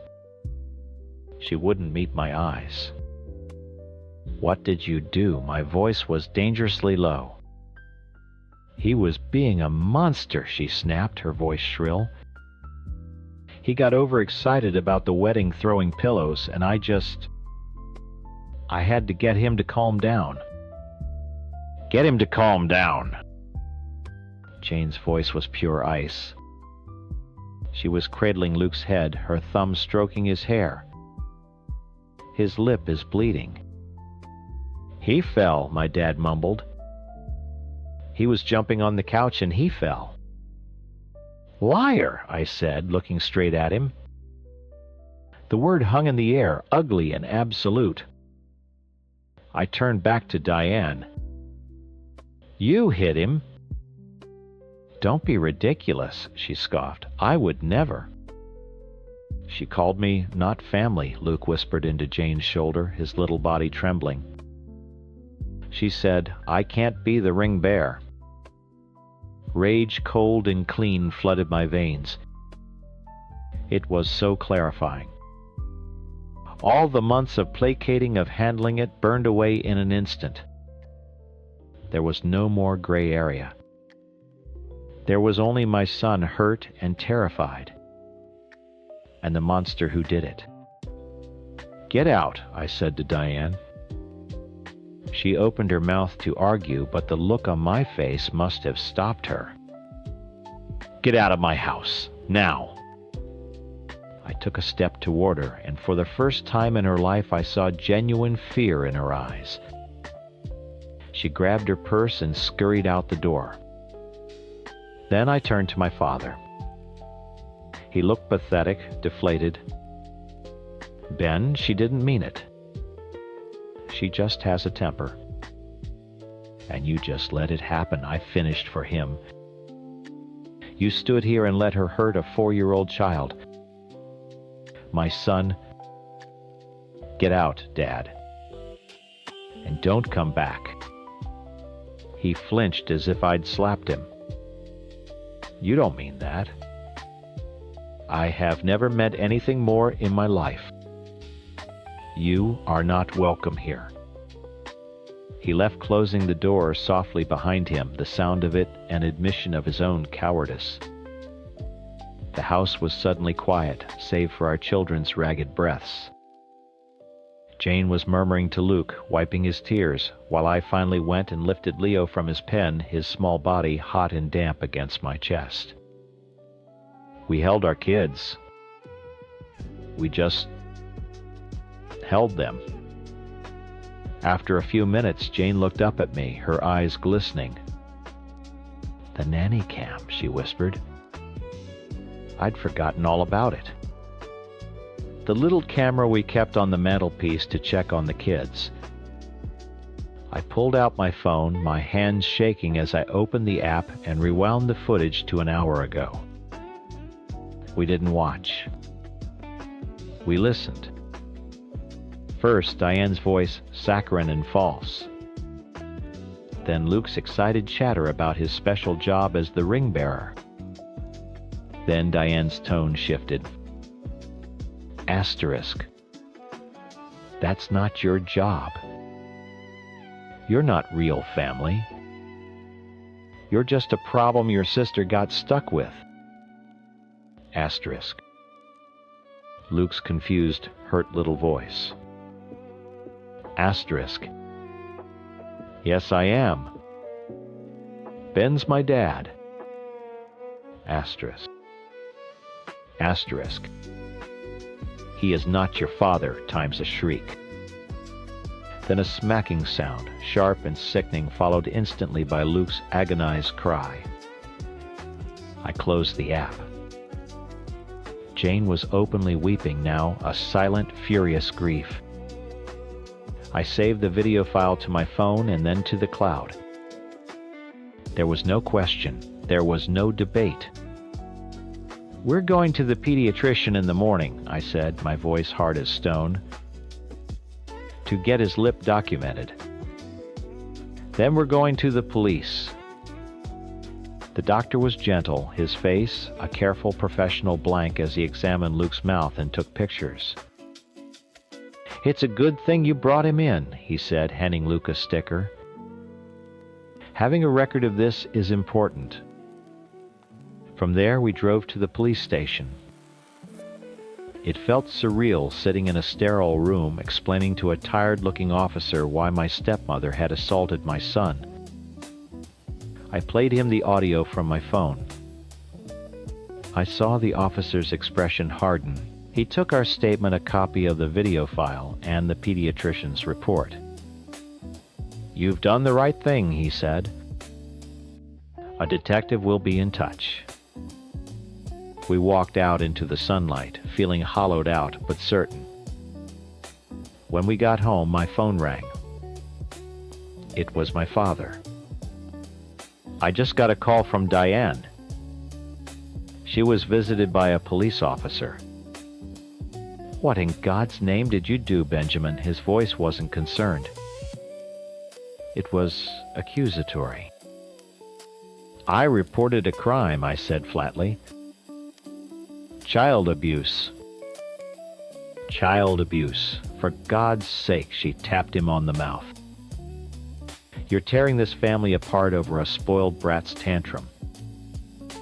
You need to call them, drop these charges, and apologize to Diane. She is your mother. She is not my mother. And I will see her in court before I ever see her at my wedding. She's uninvited. Officially. You can't do that. If she's not welcome, then neither am I, he blustered. I know, I said. I already told you that. Goodbye, Dad. I hung up before he could respond and blocked his number. Then I blocked Diane's. The fallout was immediate. A cascade of texts and calls from aunts, uncles, cousins. The story had already been spun times Ben and Jane are overreacting. Luke is a difficult child. Diane just lost her patience for a moment. They're trying to ruin her life over nothing. Asterisk. I didn't argue. I didn't engage. I sent the same simple message to every single person who contacted me in her defense. Asterisk. Diane put her hands on my 4-year-old son, splitting his lip because she was angry he was in our wedding. We have this on video. We have a doctor's report. We have filed a police report. The narrative you're hearing is a lie designed to protect an abuser. If you choose to side with her, that is your right. But you will not be a part of our lives or our children's lives. We are done. Asterisk. The responses dwindled. Some went silent. A few sent back angry tirades. My aunt called me a monster for putting my father through this. I blocked her too. Each block was a click of a lock securing the walls of our home. That evening, Jane's mom and stepdad came over. They brought pizza and played dinosaurs with Luke until he was laughing again, the cut on his lip the only reminder of yesterday.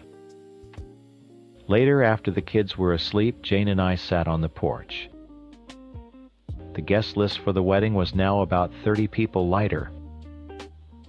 "Are you okay?" she asked, her hand finding mine in the dark. "I've never been better," I said, and I meant it. The weight of my father's expectations of Diane's endless drama, it was just gone.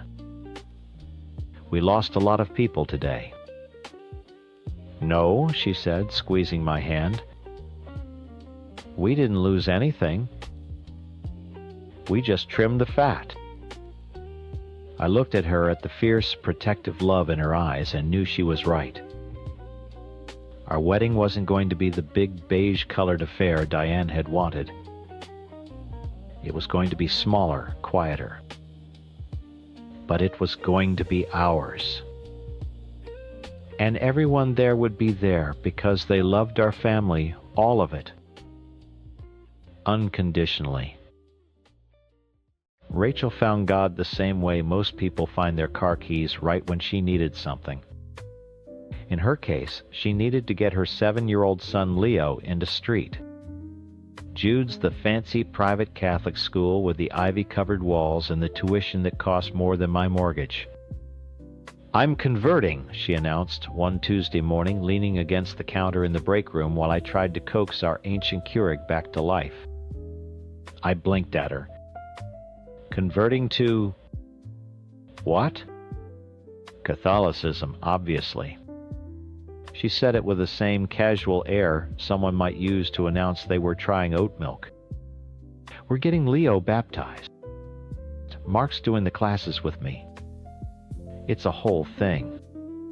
"Wow," I said, "because what else do you say to that? I didn't know you were religious." Rachel laughed, a sharp, metallic sound. "Oh, I'm not. But Street Jude's gives a massive tuition discount if you're a parishioner. Like 90% off. The church literally pays for it. It's basically a $15,000 a year raise, Hazel. Tax-free." She took a triumphant sip of her Diet Coke. "All I have to do is sit through a boring mass once a week. I can handle that." And she did. For 6 months, she complained endlessly about her RCIA classes, the tedious rites, the super weird priest. Then one day, she was Catholic. Leo was enrolled in street. Jude's and the money that would have been his tuition became Rachel's personal slush fund. The first sign was the tan. She came into work one Monday glowing a radioactive shade of orange. "What do you think?" she asked, striking a pose by my cubicle. "It's the new Mystic booth at Tropical Tans. $100 a month for unlimited sessions." Before I could answer, she was already moving on. Then I got my nails done. Deep tissue massage on Saturday. You have no idea how stressful all that praying is. A girl needs her me time, you know. I knew. Her me time fund was apparently bottomless. The tanning and spa days were just the beginning. Soon there were tattoos, a delicate infinity symbol on her wrist one week, a trail of stars up her ankle the next.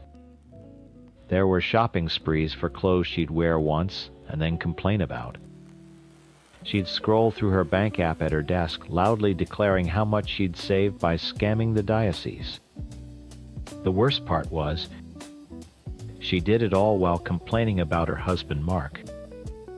Mark was one of those genuinely good guys you don't think exist anymore. He was a quiet, steady IT guy who clearly adored Rachel and Leo. He'd sometimes drop off lunch for her, a carefully packed salad with a little note tucked inside. He was the one taking Leo to soccer practice, fixing the leaky faucet, remembering her parents' anniversary.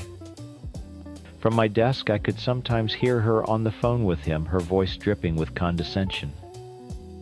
It started with little digs in the break room.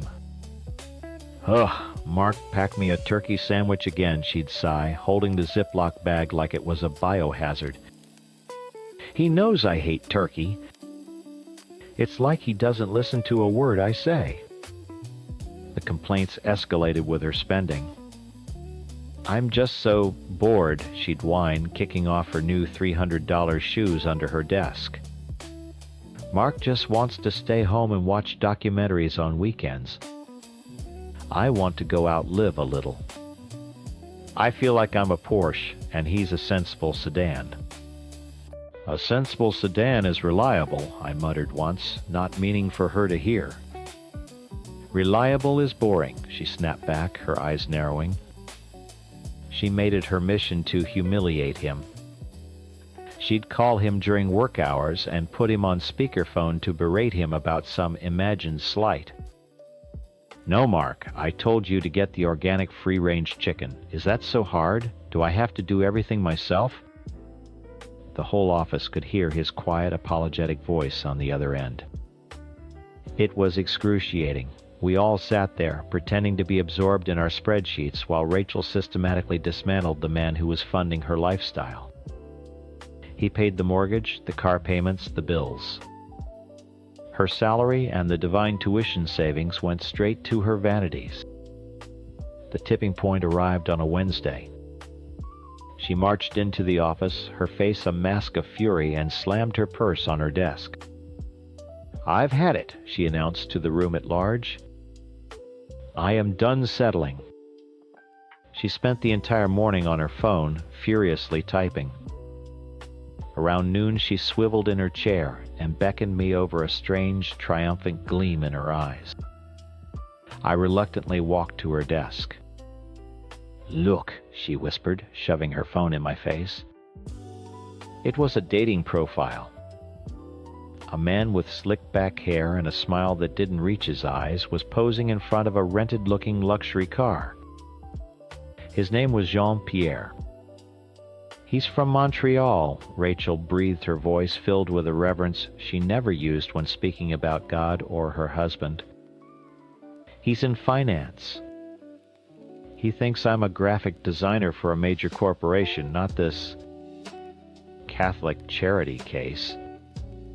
She scrolled through their messages, a blur of syrupy compliments and promises of a life she felt she deserved. My stomach turned. "Rachel," I started, but I didn't know what to say. "What about Mark and Leo?" She waved a dismissive hand, the new gel manicure on her nails, flashing under the fluorescent lights. "Mark will be fine. He's got his documentaries. "And this," she said, tapping Jean-Pierre's picture, "is for me. I deserve to be happy. I deserve someone who sees my value." Over the next few weeks, Jean-Pierre became an invisible toxic presence in our office. Rachel was either texting him, talking about him, or planning for him. She drained their savings account to buy a first-class plane ticket to fly him down from Canada for a weekend. "He needs a break," she explained. "He's going through some very expensive cancer treatments and his insurance is terrible." The lie was so audacious, so utterly shameless, I felt the air leave my lungs. She actually brought him to the office. On a Friday afternoon, he swaggered in all cheap cologne and smug superiority. Rachel paraded him around like a trophy, introducing him as her business consultant from Quebec. Our boss, a stern but fair woman named Mrs. Gable, called Rachel into her office a minute later. The door was closed, but we could hear the sharp, clipped tones of a reprimand. Rachel emerged 10 minutes later, her face flushed with defiant rage. The public degradation of Mark intensified. It was no longer confined to the office. She'd tell me stories about yelling at him in front of Leo, telling him he was a pathetic failure who was holding her back. "Leo needs to see what a real man looks like," she said, coolly, after one particularly brutal anecdote. "Not some timid little provider." I stopped responding. I'd put in my headphones, turn my back, do anything to escape the vortex of her toxicity. But it was impossible. Her drama was the new Office soundtrack. Then one Monday morning, everything felt different. The air was thick with a strange tension.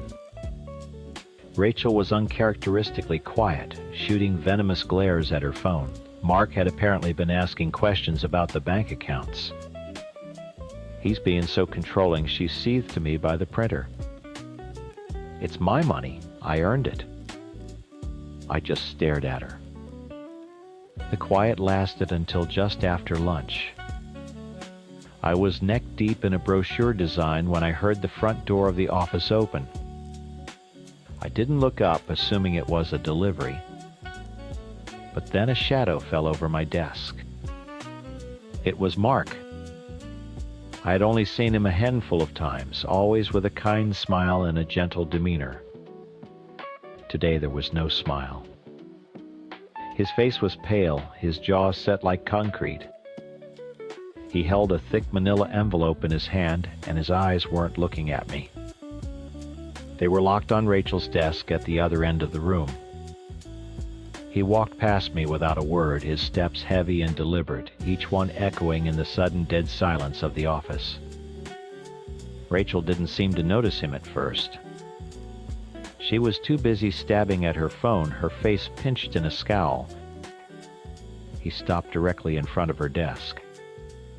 She looked up, her expression shifting from irritation to confusion, then to a flicker of something that might have been fear. "Mark, what are you doing here?" she demanded, her voice too loud. "I'm working." He didn't say a word. He just placed the manila envelope on her keyboard with a soft final thud. Her eyes darted from his stone-cold face down to the envelope. She saw the return address of a downtown law firm and her name typed neatly on the front. She snatched it up. For a moment, the only sound was the tearing of paper. Then a sharp, disbelieving laugh. "Are you kidding me?" she shrieked, jumping to her feet. The chair screeched backward.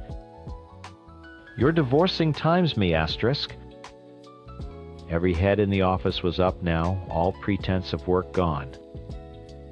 Mark stood his ground, his hands clenching and unclenching at his sides. "After everything I've done for this family," she screamed, waving the papers in his face. "After I sacrificed my happiness to give Leo a good life. You ungrateful bastard." The sheer breathtaking audacity of it hung in the air. Mark finally spoke, his voice low and steady but laced with steel. "I know about Jean-Pierre, Rachel. I know about the accounts. I know everything." Her face went from red to white. "You have no right. That was my money." "It was Leo's tuition money," he corrected, his voice cracking just once. "Have your lawyer call mine." "Goodbye, Rachel." He turned and walked out. He didn't look back. The second the door clicked shut behind him, Rachel erupted. She swept her arm across her desk, sending a cascade of papers, pens, and a half-eaten yogurt crashing to the floor. "He can't do this to me! He can't!" she sobbed, a raw, theatrical wail that had more rage in it than grief. Mrs. Gable appeared at her office door, her face a thundercloud. "Rachel, my office, now." The next week was a masterclass in desperation. Rachel showed up to work looking like she'd been sleeping in her car. Her clothes were wrinkled, her makeup was smeared, and she radiated an aura of pure venom. She spent her days on the phone with her lawyer, her voice a constant whining drone in the background. "He can't just kick me out of the house. It's my house." "What do you mean, no alimony? I'm the mother of his child." Then on Thursday she approached my desk. There was a wild, feverish glint in her eyes I hadn't seen before. "Hazel," she whispered, leaning in so close I could smell the stale coffee on her breath. "You know Photoshop, right? You're like an expert." I eyed her warily. "It's my job, so yeah." She glanced around, then lowered her voice even further. "I need you to show me something. I need to know how to copy a signature. Make it look perfect. So you can't tell it's not the original." My blood ran cold. "What are you talking about, Rachel?" "I found an old account of Mark's," she hissed, a triumphant little smile playing on her lips. "From before we were married. It's got almost 30 grand in it. He forgot all about it. I just need to sign a transfer slip, but the bank knows his signature." She held up a crumpled document she'd clearly fished from the trash. Mark's elegant looped signature was at the bottom. "If I can just drain it before the lawyers freeze everything, it's only fair. It's for my pain and suffering." I stared at her, my mind reeling. She wasn't just asking for help. She was trying to make me an accomplice to a felony. "No," I said. The word came out clearer and firmer than I expected. Her smile vanished. "What do you mean, no?" "I mean no, Rachel. Absolutely not. That's forgery. I'm not helping you commit a crime." Her face contorted into a mask of pure indignation. "After all we've been through, I thought you were my friend. This is what he gets for trying to destroy my life. I'm the victim here." "You're not the victim, you're a thief," I snapped, my patience finally atomized. "Leave me alone." Her shriek turned heads, for the second time in as many weeks. "You're just jealous. You've always been jealous of me." My office, Mrs. Gable's voice cut through the air like a razor. "Both of you? I only got a warning." Rachel was put on official notice. Her life didn't just implode. It was a controlled demolition where she was pressing all the buttons. The divorce was swift and brutal. Mark's lawyer had meticulously documented her affair, and every dollar she'd funneled to Jean-Pierre for his cancer treatments, She got no alimony, no house, and supervised visitation with Leo. Her toxicity at work became radioactive. She'd snap at anyone who even looked at her. One afternoon, we all heard a crunch from the parking lot. We looked out the window to see that Rachel had backed her SUV directly into our mild-mannered accountant's brand-new sedan, leaving a massive dent in the door. She got out, looked at the damage, and just walked inside. When he confronted her, she denied it. There was no crunch, she said, her eyes flat and dead. That was already there. That was the last straw. The next morning she was called into Mrs. Gable's office at 9:05. At 9:20, she walked out carrying a cardboard box with a withered-looking plant and a few sad picture frames in it. She didn't look at anyone. She just walked out the door, and that was the last we ever saw of her. The quiet that descended on the office was the most beautiful sound I'd ever heard. Years passed. Life went on. I got a promotion, the company moved to a nicer building, and Rachel became a sort of cautionary office legend. Then about 5 years later, I was driving home, stuck in rush hour traffic. The car in front of me, a beat-up Toyota with a dangling bumper, suddenly swerved and cut off a Prius. The driver of the Toyota laid on the horn a long, furious blast. The driver of the Prius, a young kid who looked terrified, gave a hesitant honk back. That's all it took. The Toyota slammed to a stop. The driver's side door flew open and a woman stormed out, her face a mess of snarling rage. She marched up to the Prius and started screaming at the kid through his closed window, her fists pounding on the glass. Her hair was stringy, her face was gaunt, and she looked 20 years older than she was. But I knew that rage. I knew that absolute certainty that the world had wronged her, that everyone else was to blame. It was Rachel. Unchanged, undiluted, and still raging at a world that refused to give her what she thought she deserved. Our first year felt like a movie montage. Chloe and I met, dated for 3 whirlwind months, and got married. It was fast, impulsive, and perfect. We were that couple, the one people roll their eyes at but secretly envy. We finished each other's sentences. We never fought. The first 10 months were bliss. Then the movie stopped. It started with her phone. It used to live on the kitchen counter, screen up. Suddenly it was always face down, or in her pocket. If I walked into the room while she was texting, she'd lock the screen and toss it aside like it was hot. "Who are you talking to?" I asked once, trying to keep it light. "Just Ashley. Planning a girls' night." The girls' nights became a weekly thing. Then twice a week, she'd come home late, smelling like perfume and wine, and fall into bed, turning her back to me. The intimacy vanished. Not just sex, but all of it.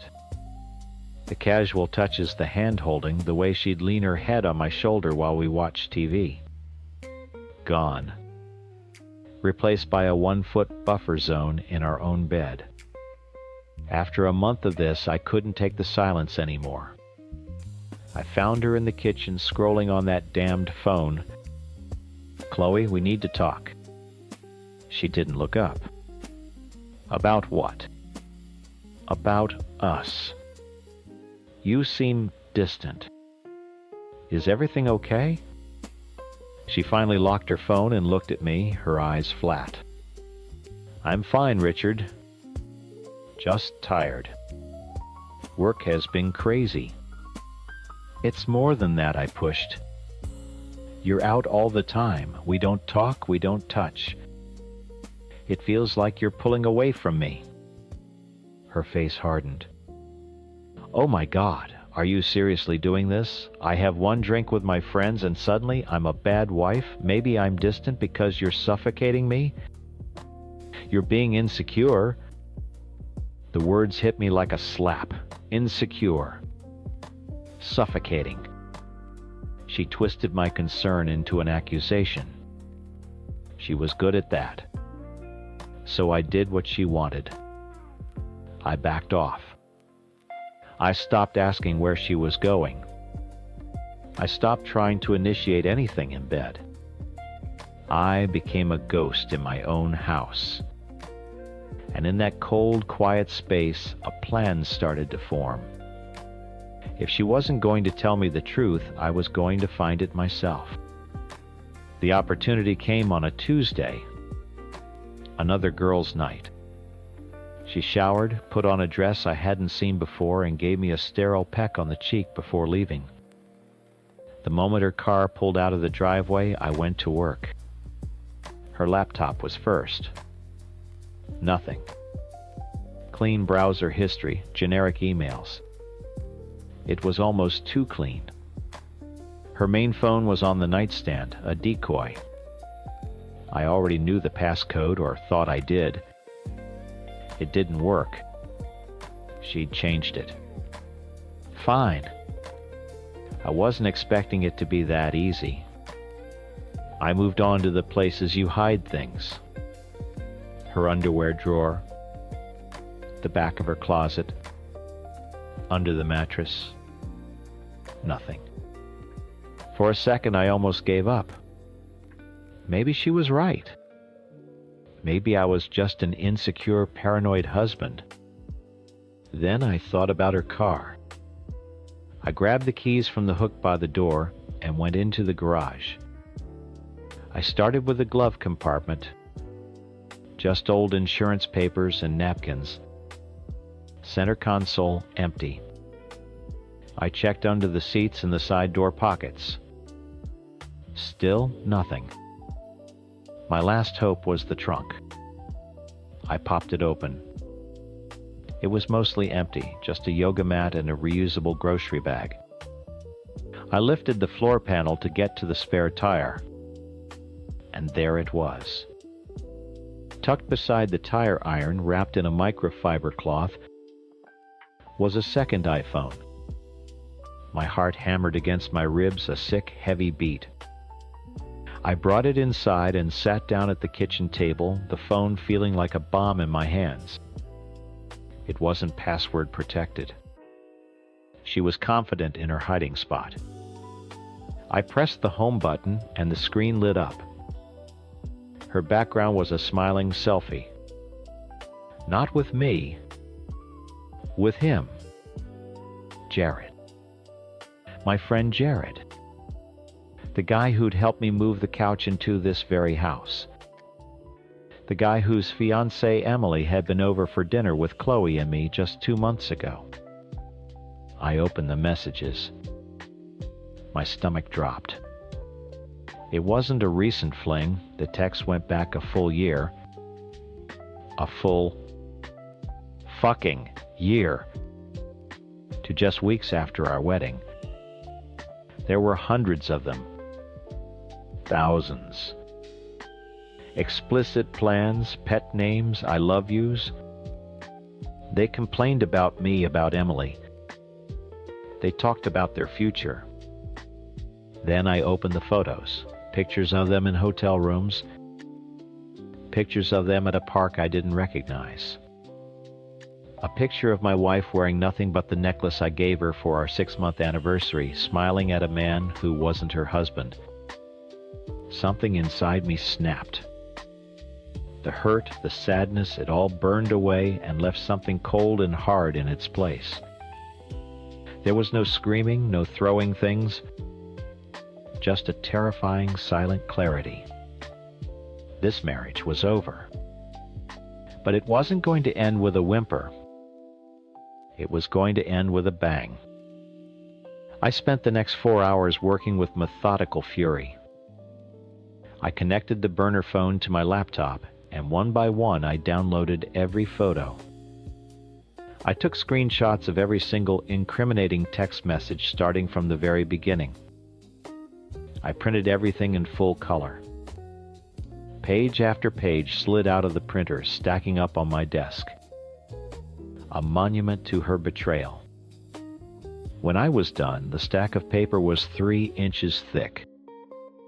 A year of lies, documented and undeniable. I 3-hole punched the entire stack and placed it carefully into a heavy-duty binder. Exhibit A. The next morning, while she was in the shower, I called the best divorce lawyer in the state. Our state is an at-fault state, a fact I was now deeply grateful for. I explained the situation calmly, factually.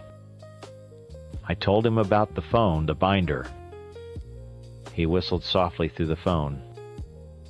"You've done most of my job for me," he said. "We'll file first thing. We're going to bury her." That evening I sat in my study, the binder on the desk in front of me like a Bible. The house was quiet. My mind was sharp.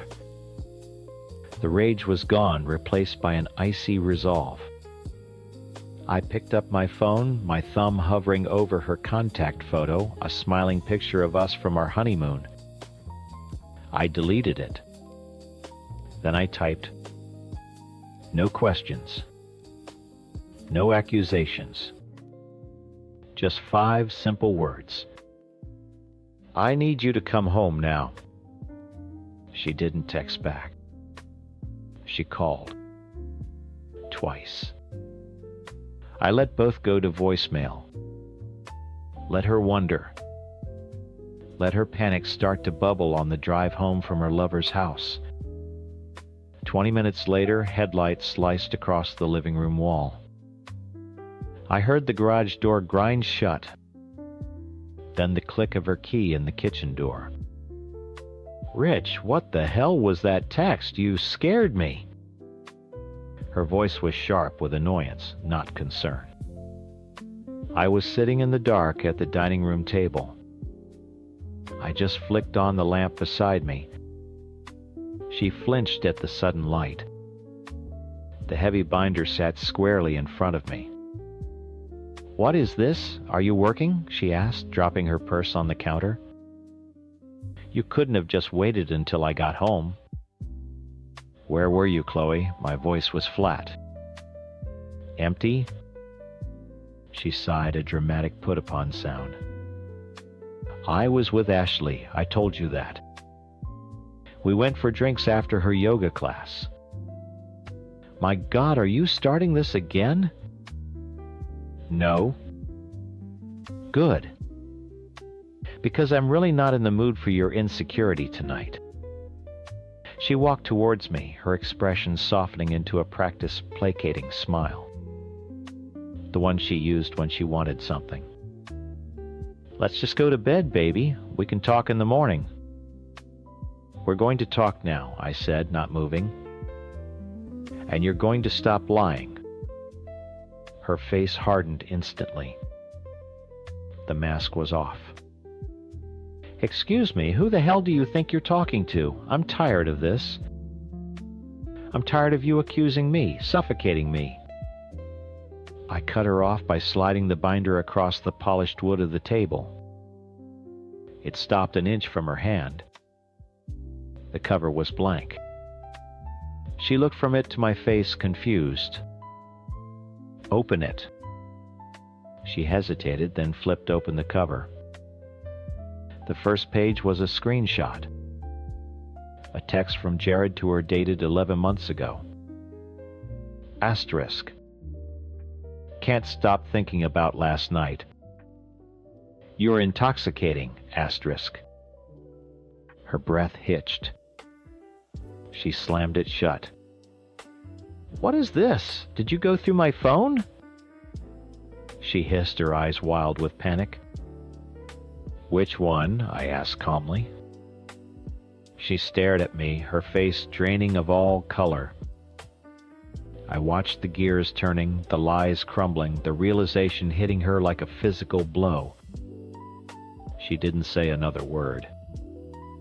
She just opened the binder again and started flipping. Page after page. Texts. Photos. Hotel receipts I'd found in the burner phone's email. Her face went from white to blotchy red as she took in the mountain of evidence a full year of her secret life laid bare. When she reached the picture of her wearing my necklace in that hotel room, a broken sob escaped her lips. She looked up at me, tears streaming down her face. The anger was gone, replaced by pure, desperate terror. "Richie, baby, please," she whimpered, reaching for my hand. I pulled it back. It was a mistake. A stupid, horrible mistake. It meant nothing. "It meant enough for you to do it for a year," I said, my voice like ice. "It meant enough for you to do it with my friend in our bed while I was out of town on business. I'll end it. I'll end it right now, I swear. We can fix this. I love you. It's you I love." She slid out of her chair and onto her knees, grabbing at my legs. "Please, Richie, don't do this." "I'll do anything." Her hands started moving up my thigh, her voice dropping to a seductive whisper.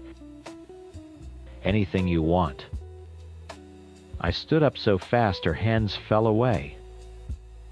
The revulsion I felt was so total it almost made me sick. "It's over, Chloe," I said, looking down at her pathetic form on the floor. "I spoke with a lawyer this morning. You'll be served with divorce papers tomorrow. Adultery is a funny thing in this state. You'll get nothing." Her face crumpled. "No. No, you can't." "I can. And I have. Now pack a bag. I want you out of my house." She stared at me, the reality of it finally sinking in. "Your house?" "My house," I confirmed. "Now get out." She left an hour later, sobbing and hurling insults. I locked the door behind her and leaned against it, feeling nothing but a vast, cold emptiness. The first part was done. The next part was harder. I picked up my phone and found Emily's number. Jared's fiancée. I'd made a second condensed copy of the binder for her. An executive summary of betrayal. I met her at a sterile coffee shop 20 minutes later. She was smiling when she walked in, probably thinking I was there to discuss wedding gift ideas. My expression must have killed that thought instantly. "Richard, is everything okay?" I didn't waste time with small talk. I pushed the binder across the table. "I'm sorry to be the one to tell you this, Emily. This is about Chloe and Jared." I watched her go through the same stages of disbelief and horror that Chloe had. Only hers was laced with a deep, gut-wrenching sadness that I recognized in myself. When she was done, she closed the binder, stood up without a word, and walked out. I didn't blame her. I'd just blown up her life. 2 days later, my doorbell rang at 11 p.m. I was on the phone with my sister, who was on her way over to help me start packing Chloe's things. Through the peephole, I saw Chloe swaying on the porch. She was clearly drunk. My friend Mark, who'd stopped by to check on me, stood up. "Don't answer it, man." I ignored him and opened the door. "You need to leave, Chloe." "You bastard," she shrieked, trying to push past me. You told Emily you ruined my life. Mark stepped in front of me. Whoa, Chloe, you need to calm down and go home. She completely lost it. She lunged at him, nails out, screaming obscenities. I pulled her back as Mark stumbled, a fresh scratch bleeding on his cheek. That's when the blue and red lights washed over our driveway. One of the neighbors must have called the cops. 2 officers got out. Chloe immediately started crying a fresh set of crocodile tears. Officer, thank God my husband. He locked me out of my own house, and his friend just assaulted me. My blood ran cold. But Mark just calmly showed the officer the scratch on his face. Sir, she showed up here drunk and attacked me when I asked her to leave. Richard has it all on his doorbell camera. The officer looked from her disheveled state to our calm demeanor, then up at the camera blinking above the door. Chloe's face fell. Her lie had evaporated on the spot. 15 minutes later, after reviewing the footage on my phone, they were putting her in the back of their cruiser. Drunk and disorderly. Assault. Filing a false police report. The following Saturday, my sister-in-law, Sarah Chloe's own sister, stood in my living room with a roll of packing tape. She'd called me the day Chloe was arrested, her voice thick with shame. I am so sorry, Richard. I had no idea. Whatever you need, I'm here. She was true to her word. We worked in silence, systematically dismantling the life I had built with her sister. We packed clothes, shoes, makeup. Every time I came across a photo of us, I passed it to Sarah, and she dropped it into a trash bag without looking. You know, she said, taping a box shut, she always had a victim complex. Nothing was ever her fault. I know, I said, pulling the last of Chloe's sweaters off a shelf. The closet already smelled more like me. Like my own space again. It wasn't over. The legal battle would be messy. The emotional debris would take time to clear. But as I looked at the stacks of boxes that represented the final remnants of my marriage, I didn't feel rage or sadness. I just felt quiet. The storm had passed. The demolition was complete. All that was left to do was rebuild. Brian was supposed to be here an hour ago. I stared at the condensation trailing down my glass of iced tea, tracing a path through the little puddle on the polished oak table. Opposite me, his parents, John and Carol, wore matching strained smiles. They were good people, but they only saw the son they wanted to see. The illusion. He's just so swamped at the firm, Audrey Carroll offered for the 3rd time. You know how it is. Oh, I knew. I knew all about Brian's priorities. They just didn't involve his daughter. Beside me, Sam fidgeted with her menu, her leg bouncing under the table. She was 16, a powerhouse on the field, hockey turf. Strong enough to knock girls twice her size off the ball. But right now, she looked small, chewing on her lower lip. She was trying so hard to pretend it didn't matter. It always mattered. This lunch was supposed to be for her. A real celebration. Not every teenager gets to wear her country's colors and compete in an international tournament in Germany. She'd worked her ass off for it, 5 a.m. practices, weekend-long training camps, a social life sacrificed at the altar of her sport. All I wanted was for her father to show up for once and act like he was proud of her. A low bar, I know. It wasn't always like this. When Sam was little, Brian was Father of the Year.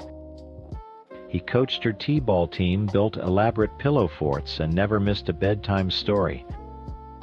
Then we divorced. And it was like a switch flipped. The involved father was replaced by a man who saw his daughter as a recurring calendar appointment he could perpetually reschedule. He missed her first middle school play because of a client dinner. He forgot her 14th birthday entirely, only remembering 2 days later when his mother called him. He never came to a single one of her championship games. Not one. Instead, he'd try to buy his way back into her good graces. Child support was perpetually in the mail, but a brand new iPhone would arrive by courier. He couldn't make it to her awards banquet, but a $500 shopping spree gift card would show up with a note scrawled by his assistant. For a while, Sam fell for it. What kid wouldn't? But lately the shine had worn off the expensive peace offerings. She was starting to see the man behind the curtain, and she didn't like him very much. The heavy glass door of the restaurant swung open, and in he strode. 45 minutes late.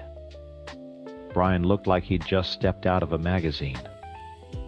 Tailored suit, perfect hair, a $1,000 watch gleaming on his wrist. He spotted us, offered a dazzling, unapologetic smile, and sauntered over. "Sorry, guys. Got stuck on a call I just couldn't get off of," he said, sliding into the empty chair. He didn't look at me. He didn't look at Sam. He just nodded at his parents. No apology for making his daughter the guest of honor wait. "Oh, we understand, dear," Carol said, her face melting with relief. "You work so hard." Sam had gone still, her bouncing leg frozen mid-jitter. She offered a small, tight, "Hi, Dad." He finally turned to her, his eyes doing a quick once-over. "Hey, champ, looking good." He leaned over and gave her a stiff, one-armed hug that was more of a pat on the back. Then he picked up his menu. "I'm starving. Have you guys ordered yet?" The conversation sputtered back to life, mostly carried by John and Carol, asking Brian about a big case he was working on. I watched Sam. She retreated into herself, pushing a bread roll around her plate, the vibrant, excited girl from the car ride over, completely gone. My knuckles were white around my fork. I just had to get through this lunch. For her. After we ordered, John cleared his throat. "Sam, honey, your grandmother and I want to hear all about Germany. Tell us everything. Don't leave a single detail out." It was the lifeline she needed. Sam's face lit up, the shadows receding. She sat up straighter, a genuine smile finally breaking through. "Oh, it was amazing, Grandpa. The flight was super long, but the hotel was right near the stadium. We played teams from Australia, the Netherlands, Argentina. The Dutch girls were huge. Their goalie was like 6'3", I swear." She talked about the opening ceremonies, the strange German food, the camaraderie with her teammates. John and Carol were hanging on every word, their faces beaming with pride. I could feel the tension in my own shoulders start to ease. This was good. This was what she deserved. The final match was against Australia, Sam continued, her hands moving as she spoke, recreating the plays in the air. It was pouring rain, the field was all mud. We were down by 1 with 2 minutes left.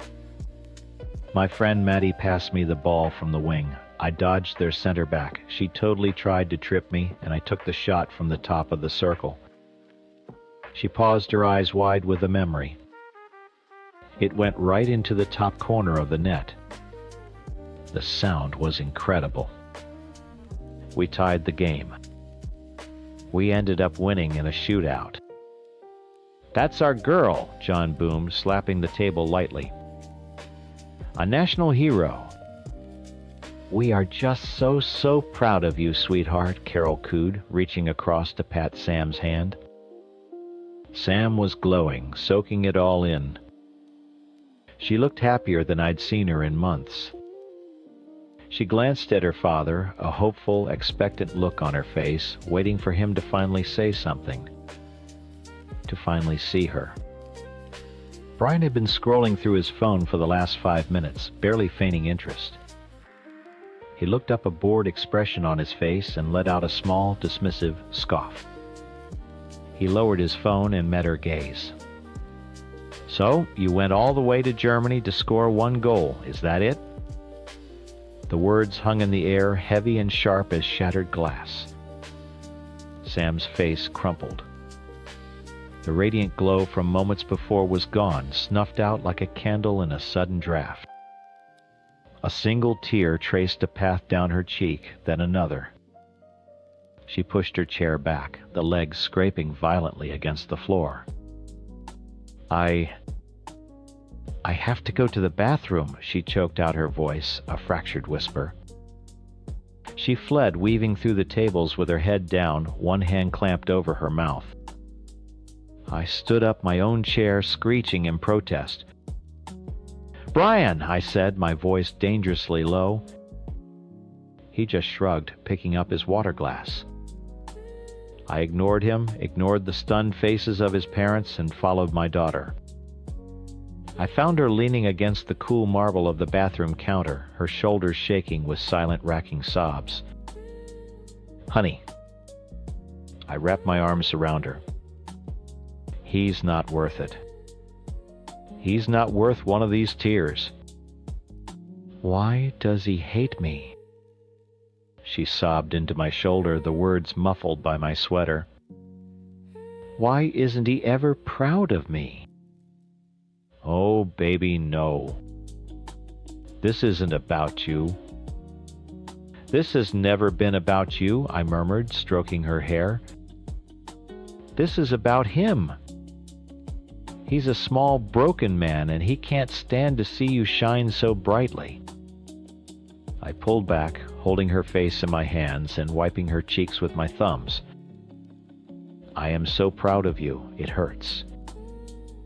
Do you hear me? You are magnificent." She nodded, taking a shuddering breath. I dug into my purse and handed her the car keys. "Go wait for me in the car.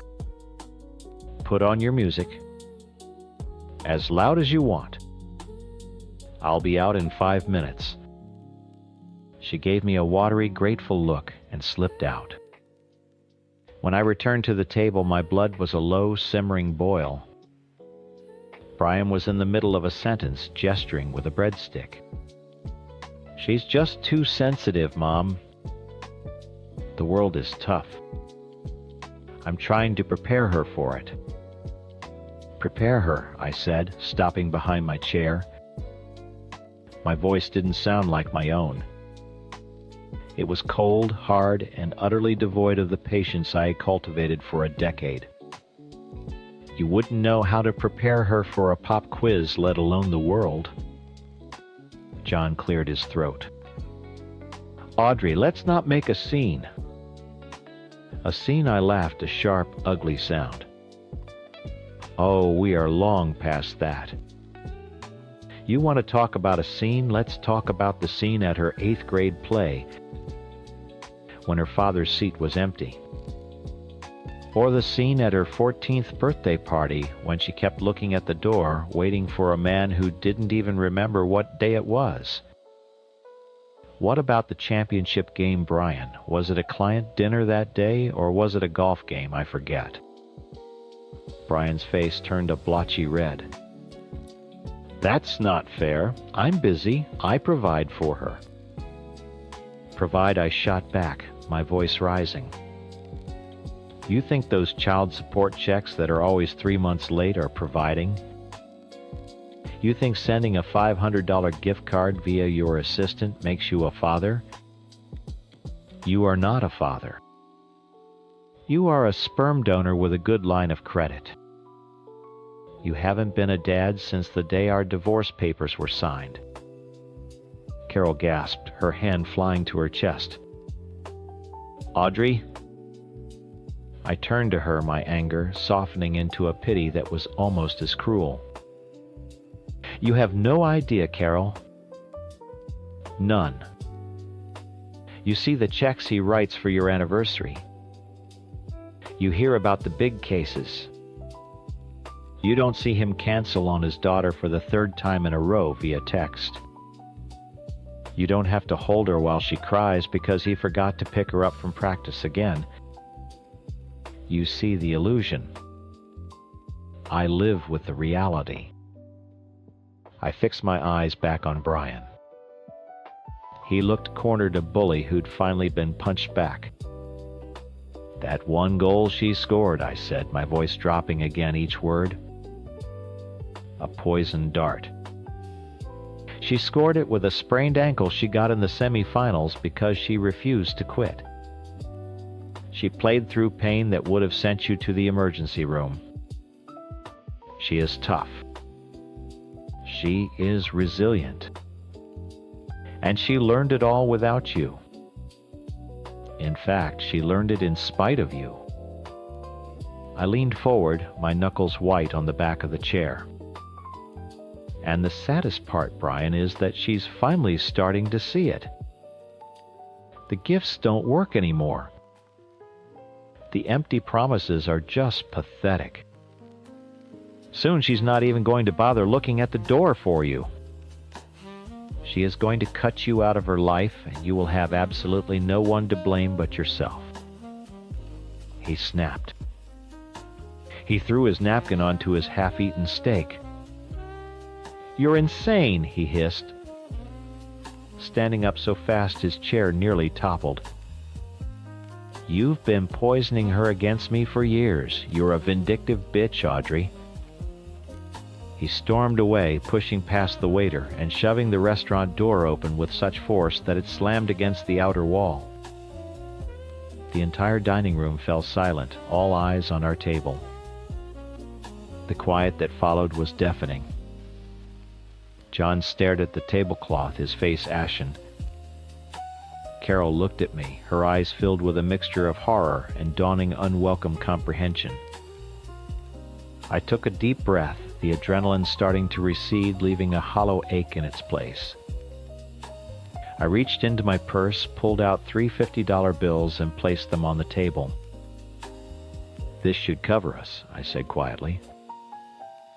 I'm sorry for the scene, but I'm not sorry for what I said. I turned and walked away, not looking back. In the car, Sam had the radio off. She was just staring out the passenger window. She looked at me as I got in her eyes, red and puffy. I heard him yelling, I'm sorry, honey. Don't be, she said, a flicker of something new, something hard in her gaze. Thank you. We drove home in silence. My phone started vibrating in the cup holder before we even hit the highway. A string of texts from Brian. You have no right to embarrass me like that. My parents are devastated. Hope you're happy. You'll be hearing from my lawyer. You're unhinged. I ignored them. 10 minutes later, a new message popped up. It was from Carol. Audrey, I am deeply disappointed in your behavior today. You ruined a lovely celebration for Samantha. Whatever issues you have with Brian, you should not have aired them in public. My stomach twisted. She didn't ask if what I said was true. She didn't ask about Sam. She just closed ranks, protecting the illusion.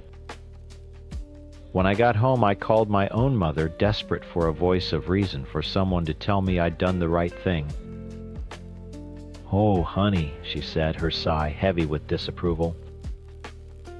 You know I love you, but you have to learn to take the high road. You just gave him ammunition against you. What good does that do for Sam? I hung up, feeling a profound and sudden loneliness. I sank onto my couch, the angry texts and disappointed voices swirling in my head. I had detonated a bomb in the middle of my life to protect my daughter, and now I was standing alone in the crater covered in the fallout. I looked toward Sam's room, where the muffled bass of some angry pop song was just starting to thrum through the wall. For the first time all day, I questioned myself. Was I the hero, or had I just become the villain in everyone else's story? But then I remembered the look on Sam's face when she'd said, "Thank you." And I knew even if the whole world was against me, that I'd do it all over again.